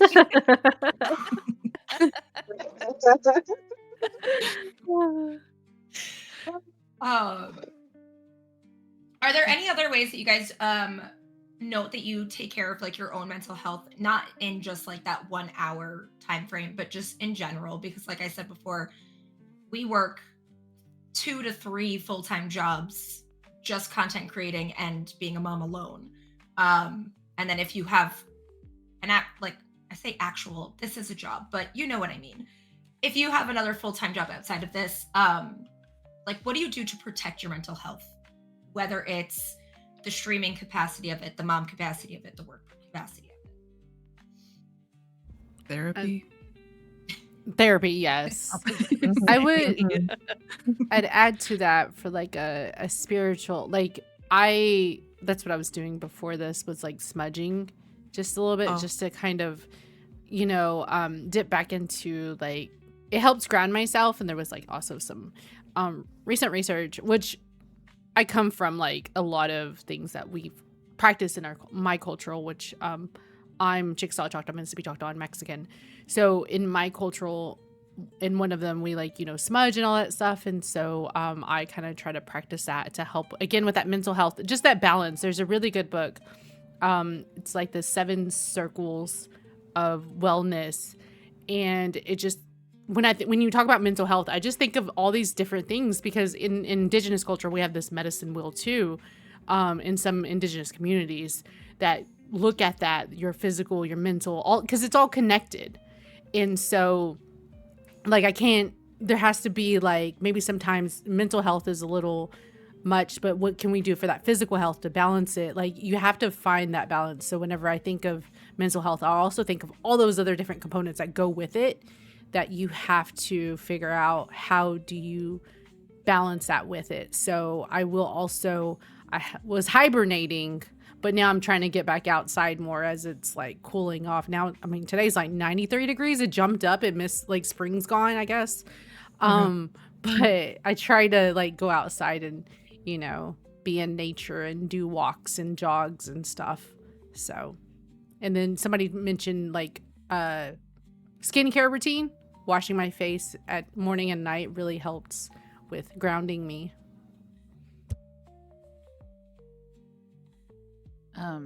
I'll actually I'll watch a movie that I know will make me cry so that I can have a good cry, cuz sometimes I'll just need to release the emotions, because Mhm. I'm one of those people that I'll bottle it up, bottle it up, bottle up until it explodes. And I don't like that. Um and so in therapy we've been talking about how like maybe I should just make it to where it's kind of like a weekly thing where I'll watch a movie that I know will make me sad. Like, I'm not gonna lie, Armageddon, I cry every time. Um I wanna fall asleep. That's a and mission, baby. literally, oh my gosh. And so just getting that release of emotions is really nice for me, because it like puts a weight off of my chest, and everything. So I don't know. That's just something that I do that I feel like is really nice whenever it comes to just keeping my mental health at a nice, grounded, even level, and You I'm have not to release feeling them. Yeah. overwhelmed. Yeah. Because Mhm. exactly Yeah. that, you're gonna get so overwhelmed that they're gonna release whether you want them Yeah. to or not. You might as well let them release in a safe, I'm ready for it mindset. Yeah. Mhm. My therapist once told me that when you bottle things up, and they did this really cool imagery for me. They were like, so say you have a like a closet, right? And you just keep stuffing things into the closet. Eventually, the closet is going to get so jam packed that it's just going to pop off its hinge and everything's just going to fall out all at once, you know? And like, so it's either you have those moments and you take a little bit of that out of the closet and you process it so that it doesn't overfill, because you don't even know when the hinge is going to pop off and it's going to spill everywhere. You could be anywhere and it's going to make a huge mess, not only for you but for those around you. So feeling is a big thing. And I to like that piggyback analogy. to piggyback off that too, I'm autistic and ADHD, so I have a little bit of I don't know if there's a term called alexithymia, and I have a hard time identifying and knowing what emotions I'm feeling in the moment. It's like processing in the moment. So like I don't know when I'm hurt right away, and it could take me days, weeks, or even years to realize I was hurt or I was angry. So with you saying that you watch sad movies or things that make you cry, I do that as well. I'll watch something sad purposely because like I don't know that what I'm carrying with me but I do feel like heaviness or something. So if I watch something, then I really start crying and I'm like, man, I'm really I'm really crying about this scene, you know? And No, and I mean, I'm autistic as well, so that's why my therapist has pointed that out. So they're like, you should do this at least like once a week to just kind of regulate your emotions. that's amazing. Yeah. Go autistic moms. We love the neurospicy. Mm. Um, Um, I want to piggyback really quick. I'm so sorry. What are y'all's go-to cry movies? Because I love knowing other people's go-to cry movies so that I can cry more. So for real. So mine is Me Before You. It is a book that was written by Jojo Myers, Wait. but it's with oh my gosh, Amelia Clark Yes, and that man. I from can't Hunger remember Games. his name. But that Sam movie Claflin? never ever fails to make me ugly cry. Like I'm not talking just like, oh, it's so sad. No, I mean like full blown sobbing, Mhm. face is pale and blotchy and red, and I don't want to take a picture of myself because holy moly, this is not cute. Mhm. So Yeah. yeah. So that's my go-to. A That's a Fault in really Their good. Stars. Oh, Mm. Oh. Mhm. Yeah, that one gets me. love that book was fantastic. It was, and I cried at that book too. Yes. Yep. I'm still stunned that like because I cry without movies. So like I'll just cry in the shower because I'm just like I gotta let it out, you know. So I can turn it off and turn it back on. At times. Remember we were like, talking about your daughter doing that earlier? hey, listen, it's a trait that I sometimes think we just went full circle. yeah, I think that she's learning too much. No, I'm just kidding. But I will say some movies that will trigger it is like La Bamba and Selena. Some very moving parts, some emotional parts in those videos at the end that just and they're based on true stories, so it's just like on top of that, you know. Yeah. So those are definitely it. Yeah, I don't you necessarily guys. have a cry movie Mm. because I can just cry. Yeah, see? from any Yeah. movie. Let it So I out. just, I try to avoid movies that make me cry because I cry so much. Just on the regular. I That's don't. all Do you you got to dry out. do you ever know that you're Yeah, about to like start? You're like, oh man, I'm in that emotional mhm. state. Yes, Like, I'm yes. a baddie. I'm strong. I must be starting soon. Pump yourself up again. That's why I said, don't be nice to me. I said, please just don't. I'm emotional right now.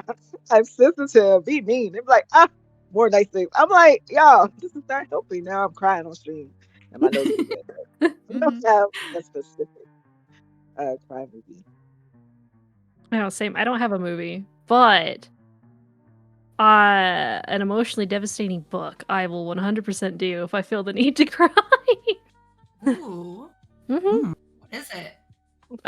There's one that came to mind. It's called The Last Letter by Rebecca Rebecca Yarros. Yarros. Yeah. And I'm so like refusing sometimes, to read that book because I've heard it's going to destroy me. yeah, it might. But like in the best way. Oh. Yeah. Yeah. Like I said, mine's Armageddon, and it's just Mhm. because I do have a good relationship with my dad, but also he wasn't really around either because he was military as well. So seeing what I see at the end of Armageddon just makes me think of all those deployments that and everything, and so I just like, yeah, I just go full on balling. And now I think of my kids while they're watching it, and I'm all like, oh my god. So I'm really glad that Mr. Sweetie is about to retire from the military and he ain't got to deal with that shit no more. Just fuck that. Yeah. There's also scenes too, because like there's scenes in any movie. If there's any movie where there's any harm that's done to like a child or like there's separation of like a mom and a daughter, I'm like, it gets me. Yup. Gets Yeah. me. Yeah. In books for me too. Yeah. Yeah. I will struggle through books if there is any child involvement. Yeah. Yep. I will I'm say the surprised other we one- didn't. Go ahead. Oh, I'm surprised we didn't talk about the movie of, but he's not wearing his glasses. Oh my gosh. I know. I'm sorry, y'all. I'm sorry. I'm sorry. I'm sorry. I'm sorry. That up I right know. now. You just attacked No. an entire generation by saying those words. It's okay. The ads are on. Nobody heard it. No one. We're okay. We were okay with that behind us. We were like living our lives. Now it's all in the forefront of our minds. Here's another one for me, and it's such. I love this movie so much, and I play it. It's a Disney movie, and I play it all the time for the kids at school. But one part happens, and every time it's like one of those feel like you feel it in your throat type of crying, like that choking up, and that's Encanto. Every single time, that she gets the doorknob at the end of the movie, and they say, "We made this one for you." Instantly, like I feel it everywhere in my body. Look, Coco is that one for me. Yeah. Oh. It's like when they start singing "Remember Me" at the end, and you find out Aw. it's Mama Coco. I was like, what is this movie for children? So fun fact, that's like the one Disney movie I haven't seen. Oh, you should watch it. Watch it Gotta in watch it. during near Dia de los Muertos, which was that. Sorry, Yes. I'm gonna nerd out. Can I nerd out for a second about that? Go. They tried to take the Dia de los Muertos and like copyright that, and they were like, you can't do what? This is a What? cultural Disney did? like. There's a Oh whole my like goodness, backstory yeah. with that. That's And crazy. so Jeez. definitely I would look in, watch it though. It's really good because they came back and was like, you know what, let's work with the community, obviously. But it's Imagine. that Encanto was really tough for me because it also like it's a cultural thing. Like the layers of the sisters and stuff. I'm the youngest of 5. I got 3 older sisters. So that hit me hard, and it was a lot of representation. I guess that's what I should say. Yeah. So I grew up in a Hispanic family, and that grandmother granddaughter relationship really hit home for me. Really hit home. So 100%. No, the reason I haven't seen Coco is it came out shortly after my grandfather passed away. And I knew the premise of all of that Yeah. being in there, and I was like, I can't do it. And so I just haven't yet. Yeah. Yeah, That's you're fair. gonna stop. Yeah. Thanks for that boost of confidence. Yeah. Just be ready. Just be ready with the some, Kleenex and get ready to cry it out, You'll feel it right here in your chest. Oh, it's gonna be so good. Yeah. Netflix thanks. came out I'm with so excited. with a movie called Over the Moon, and I made the mistake of watching that before flying out to California for my grandmother's funeral. And it was like the whole premises of the movie. I was like, oh my gosh, I was like, this is so cute. And then it was like one of those Disney moments where it's just all like, and now you're gonna cry. And it's all like, oh, okay. And I'm just sitting there bawling my eyes out. And my spouse comes in and they're like, what happened? I was like, it's such a cute movie. I just couldn't stop. My Did kids you love were when they make next to me, kids like, movies for yeah. It's for us. I mean, they Yeah. Sorry. Because my kids are dry-eyed and they're just all like, goes way over their head. Like, You okay? I mean, look at our cartoons that we Said- grew up with, though. Somebody just said The Fox and the Hound. Every Oh. time. Oh. When she is driving Yes. away. Oh. I haven't watched that. For a How do you reason. just leave your baby like that? I couldn't do it. Yes. No. My If goodness. there's ever a sad part in a movie, my youngest is just like, oh, mom's gonna cry. Watch, mom's gonna cry. I'm like, stop it, don't. My youngest straight up, whenever there's anything sad, she straight up will stand up and be like, I'm done watching this movie. And she'll like leave. Like, I'm done. Okay. I thought it was cute. I saw my son cry at one movie. I'm trying to think of what it is. We saw it in theaters. Oh, it was like in the past couple of years, but I saw him crying. I was like, oh, let it out. Let it out. I say I traumatized. It wasn't that bad, but I'm very big on showing my kiddos at school like the classics. You need to learn the classics because they're just so important. We did Pets Week, and I showed them Homeward Bound because if I went through the trauma, you have to go through the trauma too. But, I think this was the first time my daughter ever cried during a movie. I don't think I've ever seen her cry and really feel it, but it wasn't where you would think it was. So it was when the pets are all by the river and they go to cross, and the cat, I can't remember their names right now, but the cat's like, I'm not going across this because I'm a cat. I don't like water. I'm going to go down here where there's the stepping stones, and then the cat falls in. One of the kiddos in my class laughed when the cat fell in, and my daughter stood up hysterical. That's not funny! And I was just like, I'm cleaning, like I'm mopping the floors. They're, they've got their little movie theater style setup going, and I'm like, what do you mean? And her and her best friend, both sobbing tears. They're laughing because the cat fell in the water, and if my cat fell in the water, she would be so mad. Like, it was full emotion, and I was like, you know what? This is a great teaching moment now. I said, you guys, it's really not that funny because cats don't know how to swim the same way that dogs do, the same way that you guys didn't all know how to swim when you first learned. And if you fell into the water, you wouldn't be very happy about it either. And then they were like, oh yeah, Miss Melanie, you're right. And we're sorry, Scarlett. It was a really cute, like, full circle moment. But that was the first time she's ever cried at a movie. I mean, she's 5, but yeah.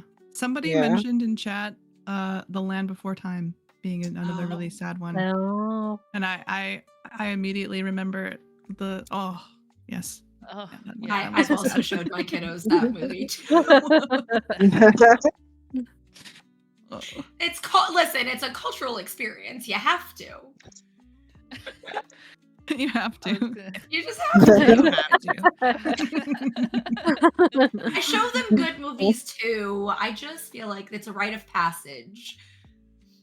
I was gonna say my kids wanted to watch the new Anaconda movie when it came out last year, and I was over there back in Texas because my dad had gotten rotator cuff surgery, so I was taking care of him and the ranch and kind of taking my kids off their hands on weekends and stuff because I was all like, they're my kids. I was like, Monday through Friday, I'll take care of my dad, but on the weekends, me and my kids were going out of the house. Sorry, bye. But they wanted to really watch it, and I was like, okay. I was like, but on one condition. I was like, we go to watch it, but you have to watch the first one. You got to watch the original. Fair. Yeah. I was all Yeah. like, you can't go until you watch this movie with me. And it was so funny because they were like, oh my god, they're like, it's so fake and blah blah blah blah. And I was like, yeah, this one is. I was like, of course you can tell that the snake is fake. Yeah. You gotta know the source material before you watch the Yeah. Mhm. And so it was so funny because when we went to go see it, my youngest was all like, can I sit on your lap? Oh. Yeah. He didn't even get scared that much, but there was just like the jumps. He was just Mhm. and I was like, are you okay? I was like, do you want to leave? And he's all like, no. He was like, I can. He was like, it's good. He was like, it was the jump. And I was just like, okay. Oh wait, sorry. I have one more sad movie that just came to mind. I don't know if you know about this one, but it always, when it gets to the end of this movie, I bawl every time, and it's called Smoke Signals. But like there's a scene at the end of the movie where like kind of wraps up the theme of it. It's an indigenous made movie, indigenous actors, and so it hits a lot of like those cultural things and like reservation life and things, and like the relationship with your parents and your dad and things like that. So at the end, like just the way he summarizes it, like I cry every time. So that one is big feels for me as well. As soon as you said about the dad, all I thought of was, hey Victor. Sorry about your dad. If you want another indigenous film that makes you cry, have you seen Resball? No. It's on Netflix. That one Ooh. will make you Okay. cry so hard. It's very very tough and emotional. So Save that in my pocket for when I also need cried to on relax. like The Sinners. That was a movie that made me I cry. need to see that. Yeah. I was just telling my kids that I wanted to see that one. Yeah. That one's a good one. Killers of the Flower Moon. It's a good Ooh, one. yeah, that one's good. Went from Disney to a lot of other Yeah. movies, but sorry to make that transition. It's okay. This To be was fair, a we started trauma with the real twist, life though. movies. Yeah. Yeah. Just blame Disney. Yeah. Mm. I blame Disney for a lot. Oh, All someone right. said Boy in the Striped Pajamas. Yes, that one's a sad one too. Oh my god. Mhm. That was Yes. so sad. Mhm. Fun fact on that, as we're talking about mom, and we can transition to the next question. But like my kids, so in our house that we had a few years ago, my kid would go always to the back of the yard, and he'd take some of his toys and go back there. And I'm like, what is he doing? Like, why is he taking his random toys and running back? We couldn't really see him. There's like a tree. There was like a bush tree. And so he'd just go back there and just like stand back there. And I'm like, what is he doing like this whole time? Well, come to realize he's talking to this other kid through the fence. And it was like, they were like literally like a couple of months apart. and me and the mom, actually, she's really cool. Like, we bonded over, there was a podcast I used to listen to called My Favorite Murder, and so we like had that in common, and so it was just interesting that he started making that friend, and yeah, it's just kind of, as we were talking about, being a mom, it was just like, oh, cool. Now he has a play date. We would just like pick up the children and, put them over the fence. Throw him over. Like, go I play. used to listen to My Favorite Murder also. Oh, yeah. I haven't listened in a long 3 time. times when you want to come home. Yeah, exactly. Like, you need to entertain them. Fine. And now my neighbor across, there's not a lot of kids that live over here, like that used to from our other house. But my neighbor across the street, we're good friends. So she'll be like, hey, can your daughter play with my kid? And I'm like, sure, they can entertain each other. Mm-hmm. Somebody in chat just said A Dog's Way Home. That is another thing that will always get me in movies, is stuff with animals, like dogs or cats will Yeah. instantly make me cry. I have to this day avoided Marley and Me because I know that I still have not watched that cry. either. Mm-hmm. Mm. It is a good movie, though. It is. Oh, All Dogs Go to Heaven Oh. is so sad, Oh. but it is even more sad because of the real life things that happened while that movie was being made. Mm. Oh, Mhm. that's, yeah. All right, I'm going to move on to the next one. What is something you wish people understood about mom burnout? Oh, so I mean, I don't. A lot of people have different love languages, and sorry if I stutter. I have a stutter. I should have said that at the beginning of stream. So if I stumble over words, I'm sorry. The getting touched out, I can't stand it. Oh, getting touched out. Yes. I can only be touched for so long, and that's including literally everybody. It does not matter what you are to me. If once I hit that limit, I'm done.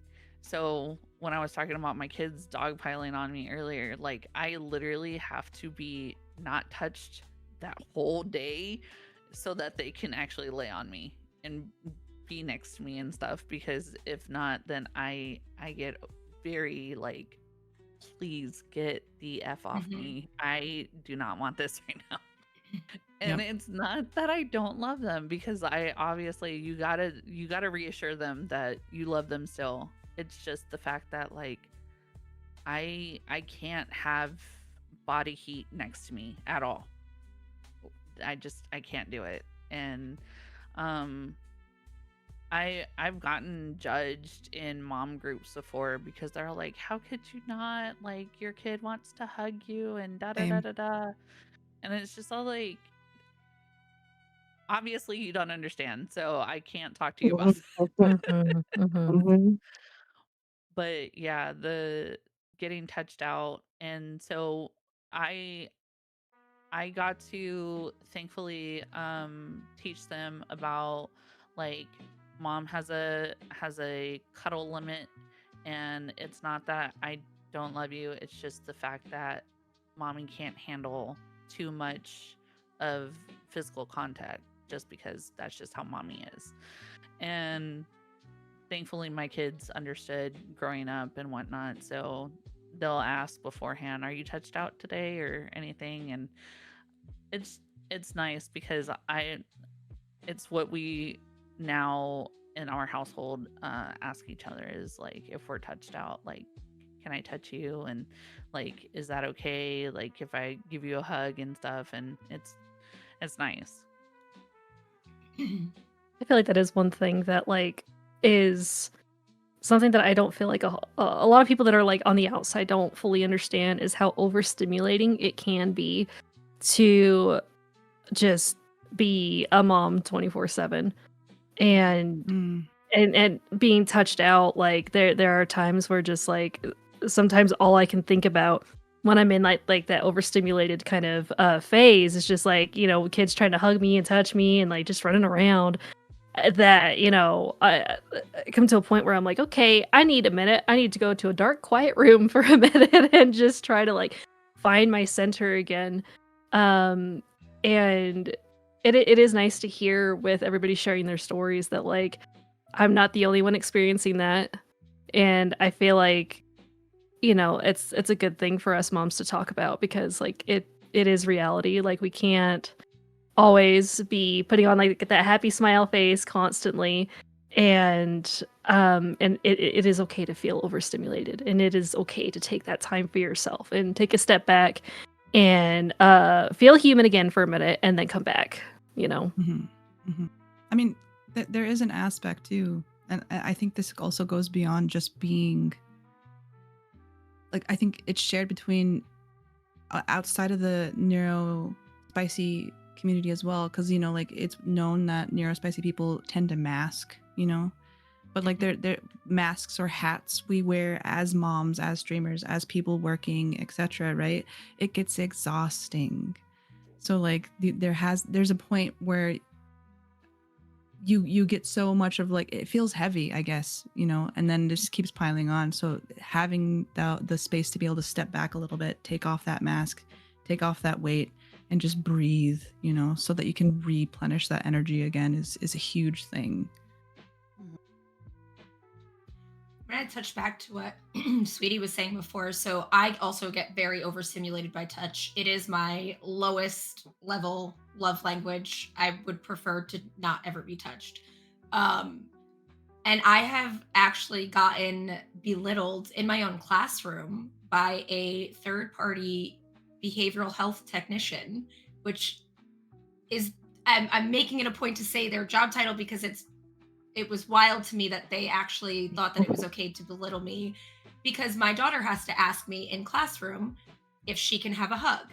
And that is something that we teach all of the kids to ask anybody. We're not just going up and invading somebody's space. I'm very big personal space.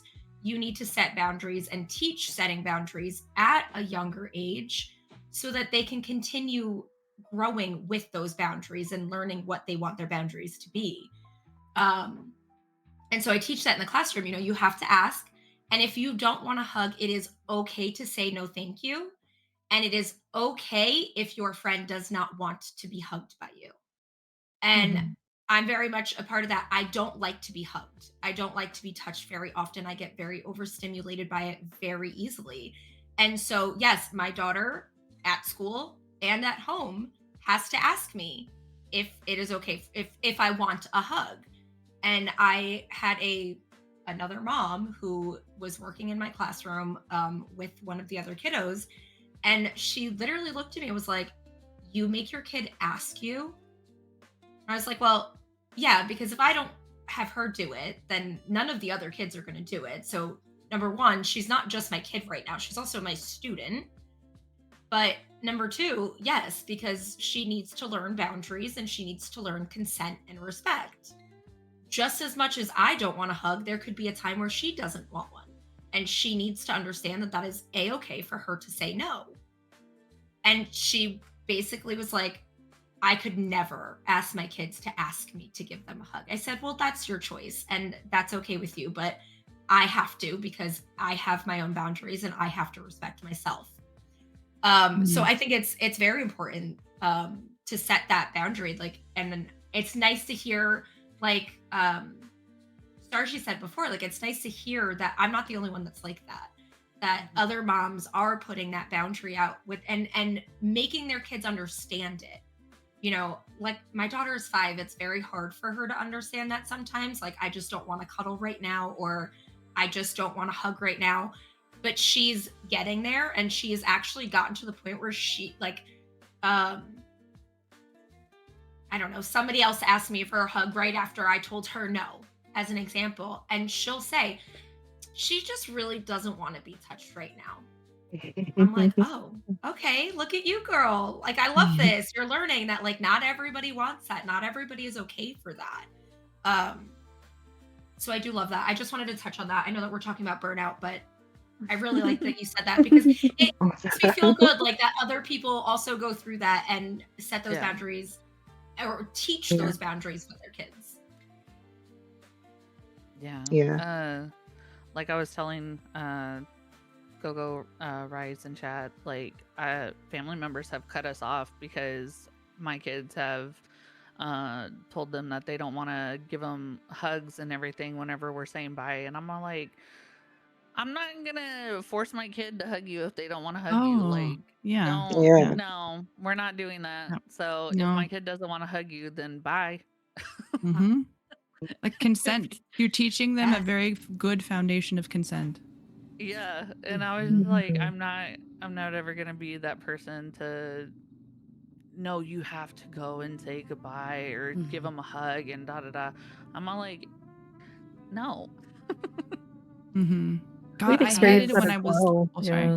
No, you're I hate. okay. I hated when I Go ahead. was little. My parents being like, "Go give your auntie a kiss and hug," you know, like. Mhm. No. There are multiple reasons why that is so uncomfortable. From my own experiences as a kid, eh, and then also like all of the stuff that I know about, children in our society. It's just like, dude, don't. My children are not like your what do you like? I feel like sometimes people, I don't. How do I say this? They think children. They're okay. Let me frame it as this in a story.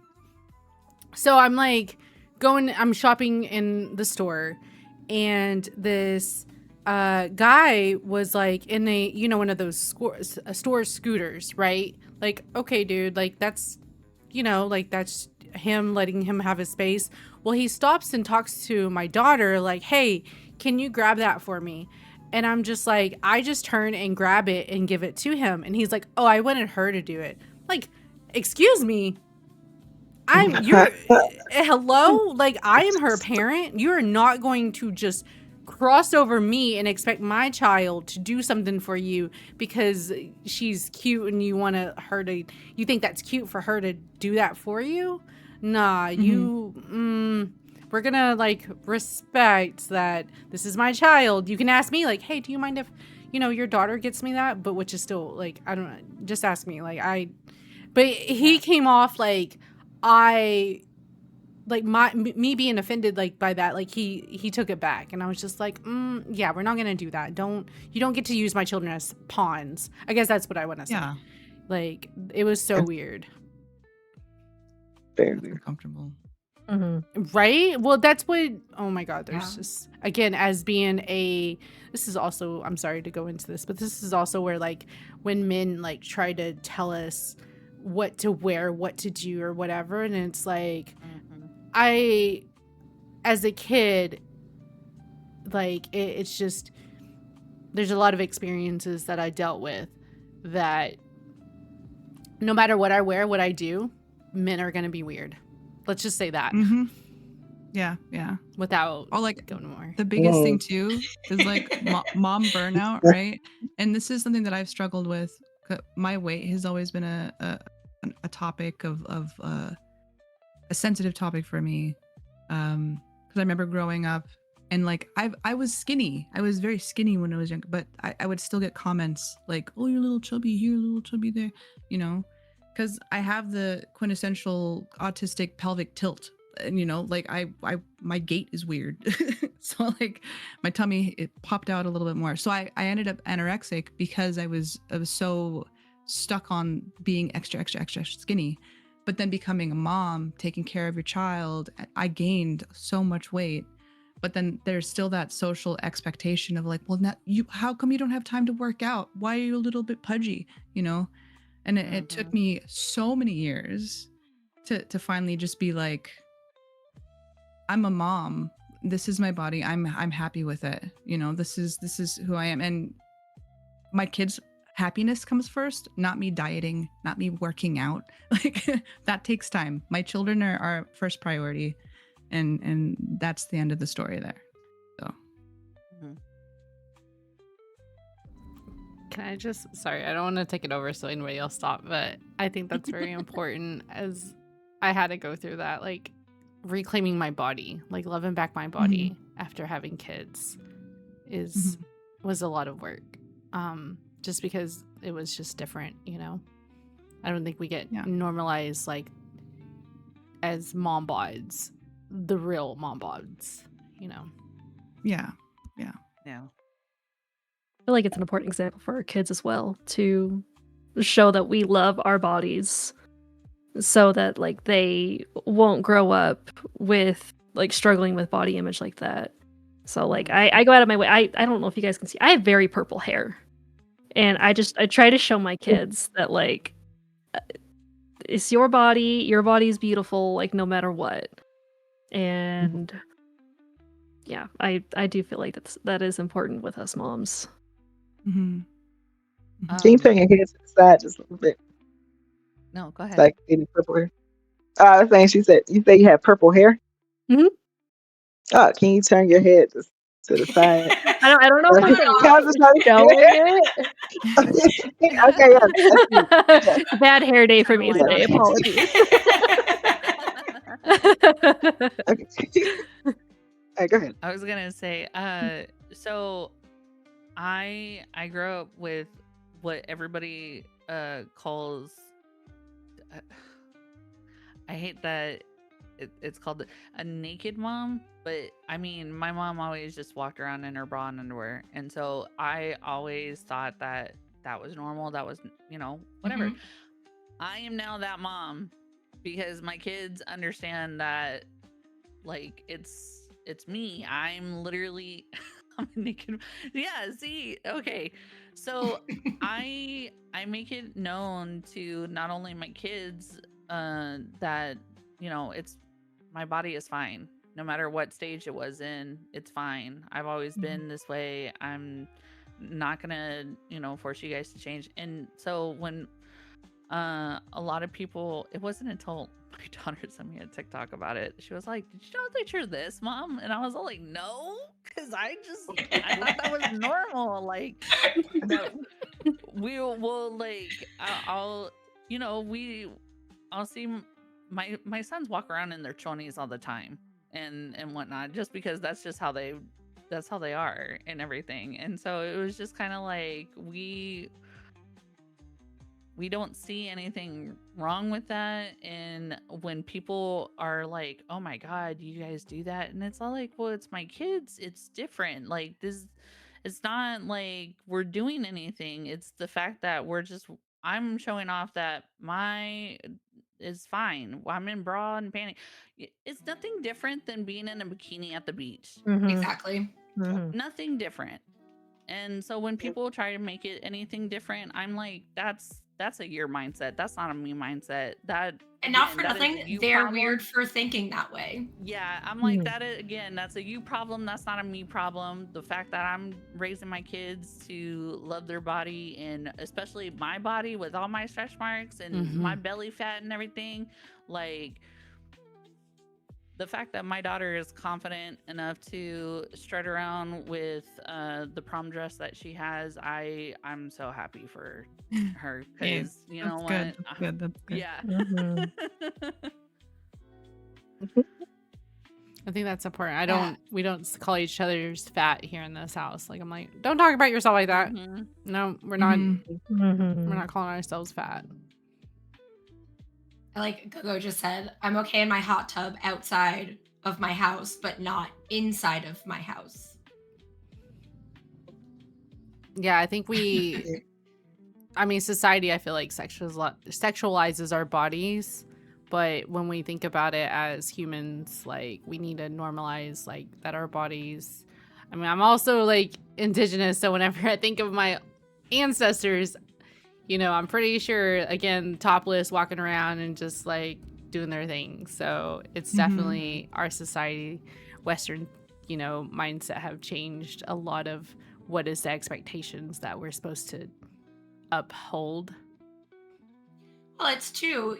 I grew up, so my mom is from the Netherlands, and I grew up going there every summer, basically, in my childhood. And you go to the beach there, it's topless. Mm-hmm. Women Yeah. are very comfortably topless, and it's not Right. a nude beach or a topless beach. That is normal. Exactly. I remember being a kid there and wearing my underwear just on like I mean, I was little, wearing Mhm. underwear in the yard in my with playing with the sprinkler.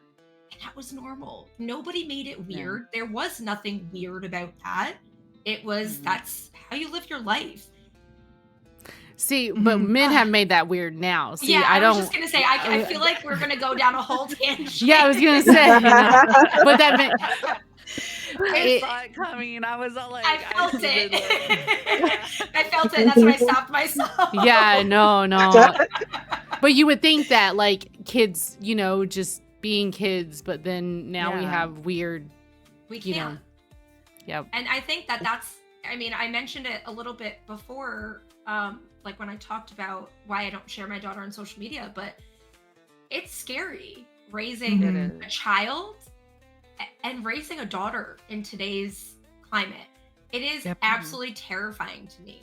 And how to maneuver through today's world with the knowledge of maybe not the knowledge with the unknown of what is life going to be for her 10 years from right now. And Mhm. that is petrifying to me. Oh, absolutely. Yeah. Ooh, sorry, I got chills.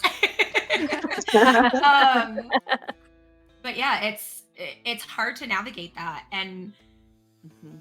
it's like, how do you navigate it? You can't, because you have to take everything in stride and take things as they're coming, right? Yeah. You can't prepare as much as you want to, and to protect your child, you can't prepare for 10 years because we don't know what the trajectory of the world is going to be like in 10 years. Mhm. I think the Mhm. best thing that I have done is learned from the history. That's why I read a lot of like real history, like really what has happened, especially in what we call the United States of America, because it's came from my people, or some like my tribal nations, their experience. And so like when we talk about like times, like what society's going through has already kind of happened, like it's just an ongoing thing. It's like kind of not necessarily repeating exactly, but there are just people that are still in control and still holding these positions that are, continuing it. And it's just like, what I try to do is, even and this is going back to mom, is that I try to teach my children. So I go and I do a lot of this work on bringing it on Twitch and stuff, but I'm trying to talk more about like intersectionality and like, because I am biracial, and so I have these two different, experiences, cultural experiences, and so trying to navigate those cultures and those communities, and my son being white presenting, and I'm the youngest of my five siblings, but I'm also like the lighter than them, lighter skin tone, and so they're all like, they have different experiences. I have a different privilege of navigating society. I've lost a lot of my color because I don't go outside anymore as much as I used to, but like I try to tell him that the way that he navigates this society, because of his privilege of being white presenting, and like as a man too, because along with my daughter, having to navigate as a girl, like just kind of like, how you don't have to say please and like yes ma'am, no sir, because there's a whole theory of women's ways of knowing, that if our society teaches women compared to men, or boys and girls and stuff. And so like I try to tell my children like, hey, this is how you have to navigate society, or I give them resources like, hey, this is an educational book, to kind of get you to understand like how you need to be in this space and share community with everyone, Mm. because I didn't really get taught that a lot, like as far as being biracial and like kind of understanding how I need to move through society. I wish I did, how I need to navigate because of my identity. And so I try to at least hope to tell them what to expect. So Mhm. I don't know why I went on that tangent. I'm sorry. But I Phone could calls listen get to you canceled. talk all day long. I tend to like, I tell you I nerd out and I go off. So, cause it's No, just, I think honestly, it's, like it was like kind of like what we were saying earlier, but like I feel like I'm just like sitting down on the couch with y'all right now, That's and true. genuinely, like I love this. Like I love that we're just you can tell that most of us are neurospicy as well. That we're just like bobbing and weaving through. yeah. No, it is a lot. I mean, yes, you can see that history is repeating itself in a way. I think more so what I mean is um how do I do that with a 5-year-old? Mhm. You know what I mean? Like how do I help? What do I do now that is going to prepare her for when she's 15? Because I think like not just, what we're seeing on the government side of things, but we're technology. Mhm. We didn't have all of this when I was a kid. I mean, yes, I had like MySpace and all that, but that was already, I was almost out of high school by the time these things came out. But like, how do you go through the bullying and the like that whole lifestyle, and how do you prep little ones for what to expect or what not to expect, or how to be, and obviously like teach your kids to be kind and teach your kids to do the right thing and make good choices and all those things, like 100%. Again, like I was saying before about like I'm very big on personal space, learning boundaries early and stuff like that. But I think it's a scary world, and not knowing, we don't know where technology is going to be 10 years from now. We didn't have, our bullying when we were kids is way different than what kids are going through now. Oh, Yeah. And a lot of that is to do with the technology aspect of it. We didn't have the world at our fingertips on a smartphone. Yeah. We had T9 Word, and that's how we were texting. Pagers. We had yeah. Well, exactly, my guy.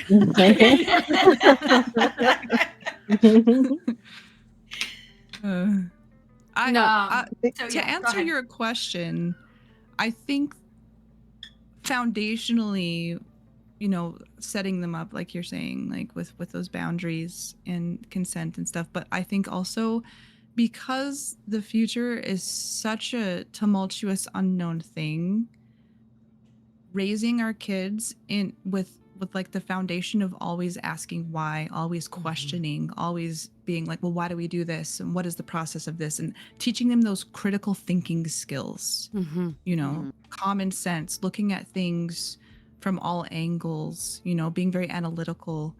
And number one, most of all, which is what I try to teach my kids, is not allowing yourself to fall into trends and following the crowds, because like that can get you into a world of hurt,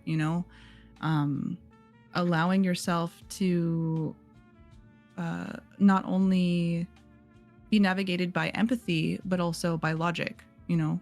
I think because of there's so many unknown variables, you just have to be able to set up your mini me, your youngling, into a way where you're giving them the tools to think for themselves when they grow older.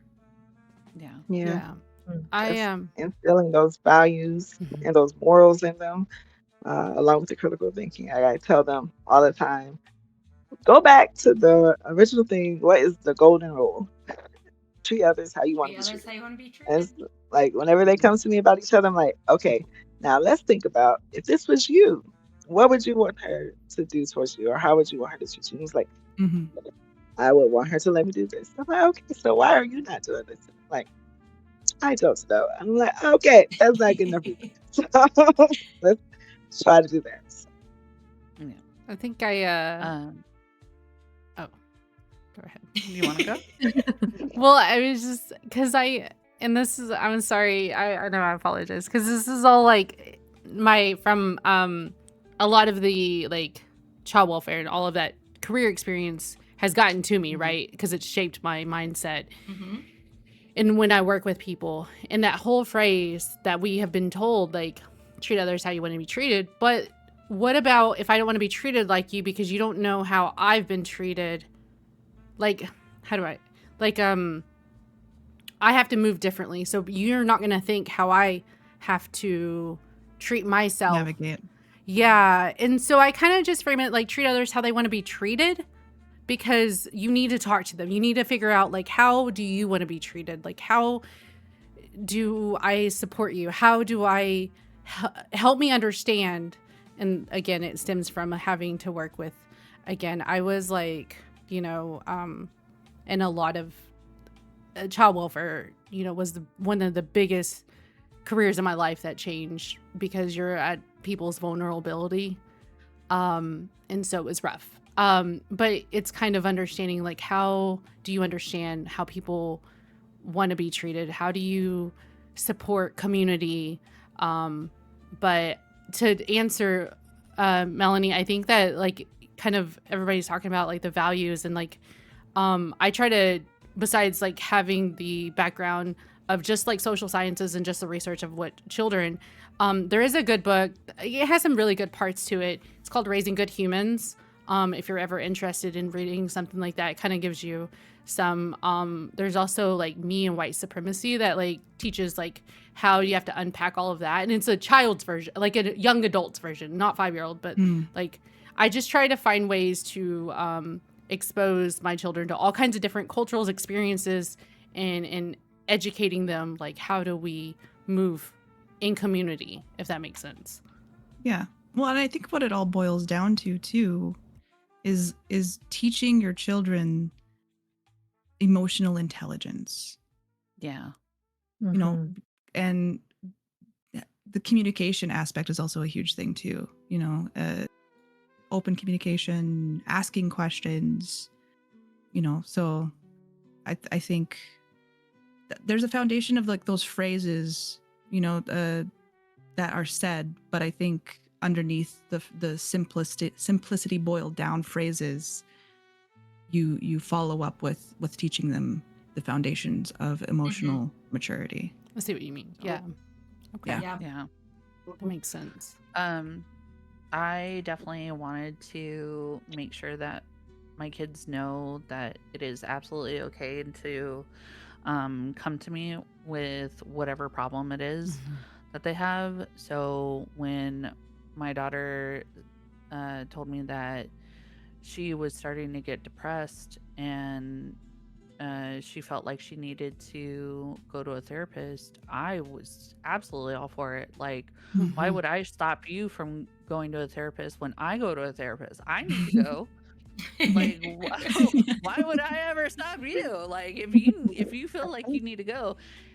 And thankfully, they also turned to me whenever we found a therapist in Texas, but it wasn't the right fit.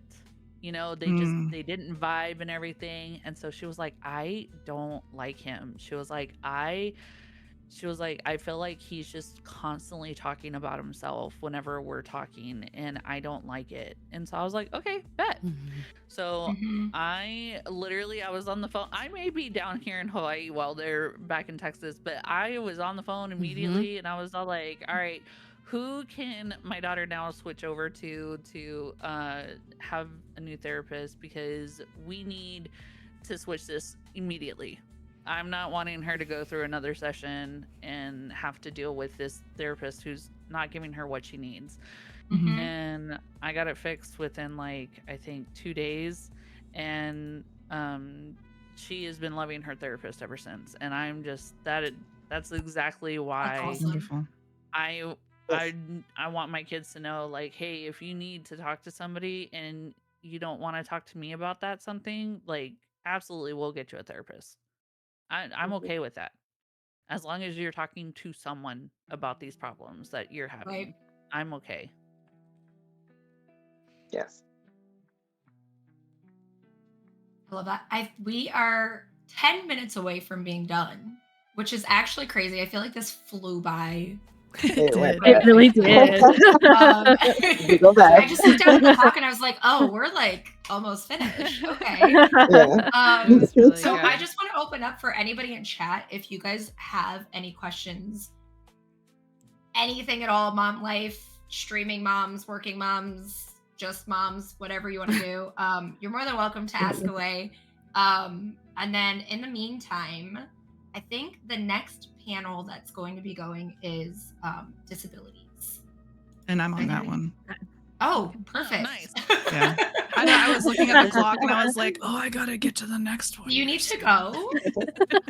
I told them that I'll to. I'm talking about autism. No. Yes. More things. It's time to rhythm with the tism. I know. It's like my favorite expression. So we'll probably all read into there, yeah. Sure. Cloud will be live still, but Yeah, I'll just be transitioning. I'll be on a BRB screen and then yeah. Perfect. All right.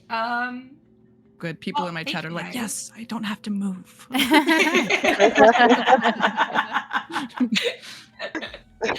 Perfect. Well, thank you guys all for signing up for this. This was like a last minute panel idea. So I'm really glad that it was able to get thrown together, and I'm really grateful for meeting all of you today. This has been really, I've had like a lot of laughs and I needed that. So it's been really don't go watch it heartwarming crying and movie. funny, and no, I don't want to watch that today. I'm having a good day today. Good. You know, I actually I have a Fortnite tournament tonight, so I'm doing a second stream later. And Same. I've decided that I am not going to be streaming tomorrow, and I don't get my daughter back until the afternoon. So maybe I'll have a good cry in the morning. And I don't know, maybe we'll see. Take care of yourself. Treat yourself. Yeah. Everybody treat yourself, okay? Everybody treat. Get that 1 hour. 1 hour, right? That's what you 1 said. hour, yeah. A good meal, a good cry, a good book. Like, you got this. Yeah. Thank you all. It's been really fun for sharing Yes, thank you. space. I was so nervous. Aww. Same. I was mostly nervous about how to do the overlay. I was like, how are we gonna do this? Me too. Yeah, throwing everything together. That was the nerve wrack. I was like, I gotta hurry. I know. I felt bad because I had a birthday party to go to this morning, and I'm like, I feel bad because like I want to be able to like set everything up and be there, but then I was panicking. But we did it. Yay! Listen, Yay, if moms! moms know how to do one thing, we know how to work hard under pressure. That's true. That's We multitasking. clutch. Yeah, we do. Yes. There we go. Yes. Do we have a raid message? Is that? Sorry. I don't think we do. I've been seeing like I was something gonna steal the women in power. Yeah. Okay, can you Yes. post that so we Okay. can? Oh, wait, what Chat, if we get do ready. This? The keeping the women in power love going. Oh, I love that Yeah. one. Yeah. I just saw somebody post Okay, that. And that was- perfect. I love that. Okay. I'm I am gonna Oh, go I was gonna to- say yeah, before I'm gonna- we read, yeah. I just want to read a couple. I did see like people saying thank you, and I just Oh. feel like we should showcase them just a little bit. Somebody said, I just want to say thank you for being open and transparent with all this. As a man, I get to learn and adjust so much in how I interact with people. Thank you so much. It's been so good to hear people that can relate to my daily life. Thank you for the stream. Thank you so much, everyone, for the panel, because while I was late, it's been a lot of fun.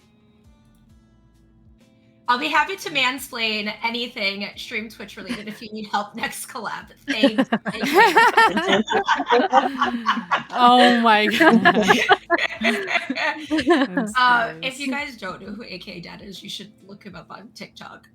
Yes, absolutely. 100% look him up on TikTok. It's funny. All right, are we ready to Cloud, I know you gotta go. I'm sorry, I'm Yeah, holding you back. Yeah. I'm gonna jump into the other VC and start setting up that. So Okay. I'll see you guys in a little Thank bit. you for joining us. Bye, Bye. guys. Thank you. All right. Oh, it throws off I everything. am gonna head out. Be right back. Be right back. Wait, why do I? She was still in Discord. I was like, Yeah, like, do I have a stream open? That's funny. Hi, cool.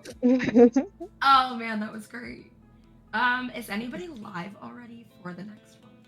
Yeah. I was gonna let's say, I see. think she should just be on a be right Yeah, I was back, gonna right? say she'll still yeah, be we can there. just go in yeah, there. yeah. Yeah. Let's just do that Mhm. then. Yeah. Okay. You going to That class? makes life so much easier than trying to sort through and find someone. Do you want to do outros? Yeah? Sweetie, why you gotta make me do work? Yeah, right? Because this is Dang. exactly why you messaged me. All right, you do my outro then. Let's go. Go. All right, yeah. Hi, hey guys. I'm the Hello Sweetie. I'm outroing for Angie Noel, who used to be _. She's an Indigenous content That's creator. wild. Not And those. also one of the co-leads for the Indigenous Alliance. So if you guys ever need to, apply, reach out to Angie. They're also really cool and also a professor in real life. So if you didn't know that, I'm just saying. I think right. you should just do all of ours. Yep. I I'm just volunteer. gonna sit back and relax now. What do you remember? Support. This is. I don't know. Now my mind's going blank. I don't even remember my own spiel. I got it. Okay, y'all. This is the Hello Sweetie. Closing out. Her stream is not family friendly because she blames it on chat, but it's really her putting herself in that position of saying weird things. And you can find her on the Hello Sweetie in all of the Pride, the Women's in the Latin, and the Indigenous Alliance, and yeah, that's her.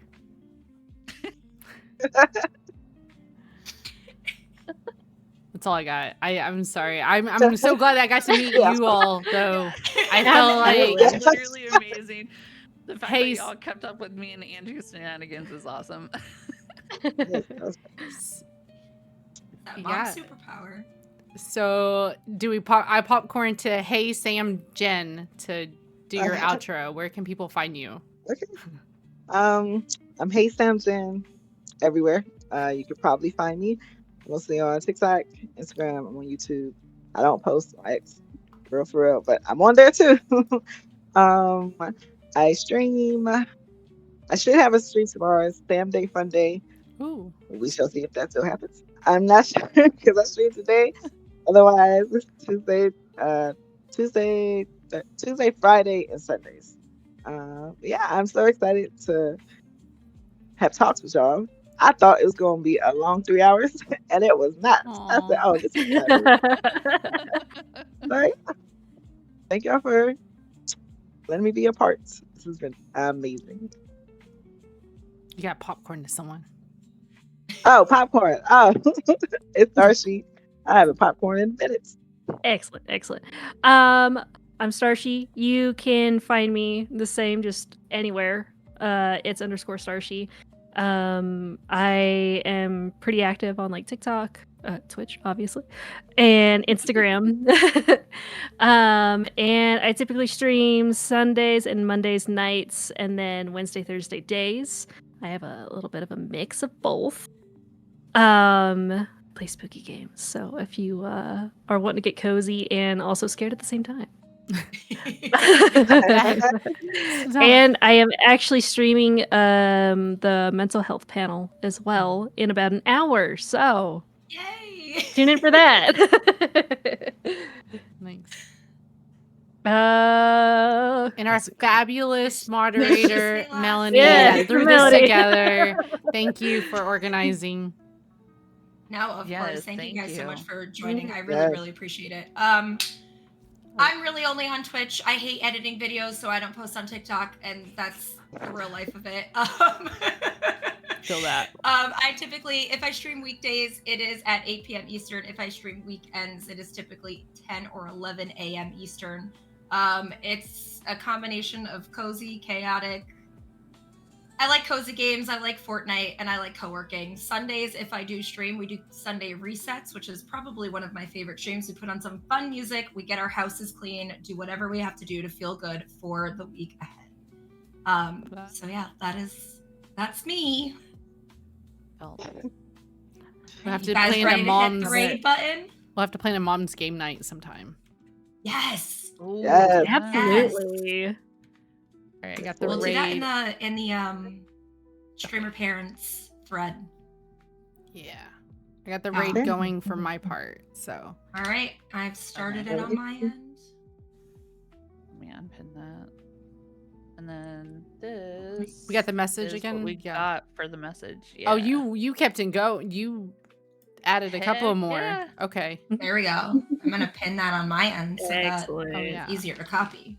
Chat, copy this. Let's use this. Yes. Let's keep it going. Let's Mhm. keep the women in power going, as this is going on pretty much all day long today on Twitch. There are a whole bunch of different categories happening. We've got I got disabilities There you go. next, and then mental health, activism, business is rolling us out for the rest of the night. So please go check out all the wonderful ladies. You can do ! program in any of our chats, and it should pull up the program where you can see everybody that's participating today. We did it, y'all. All right, y'all have. We did it. I'll see y'all over there. Next time. Bye. Bye.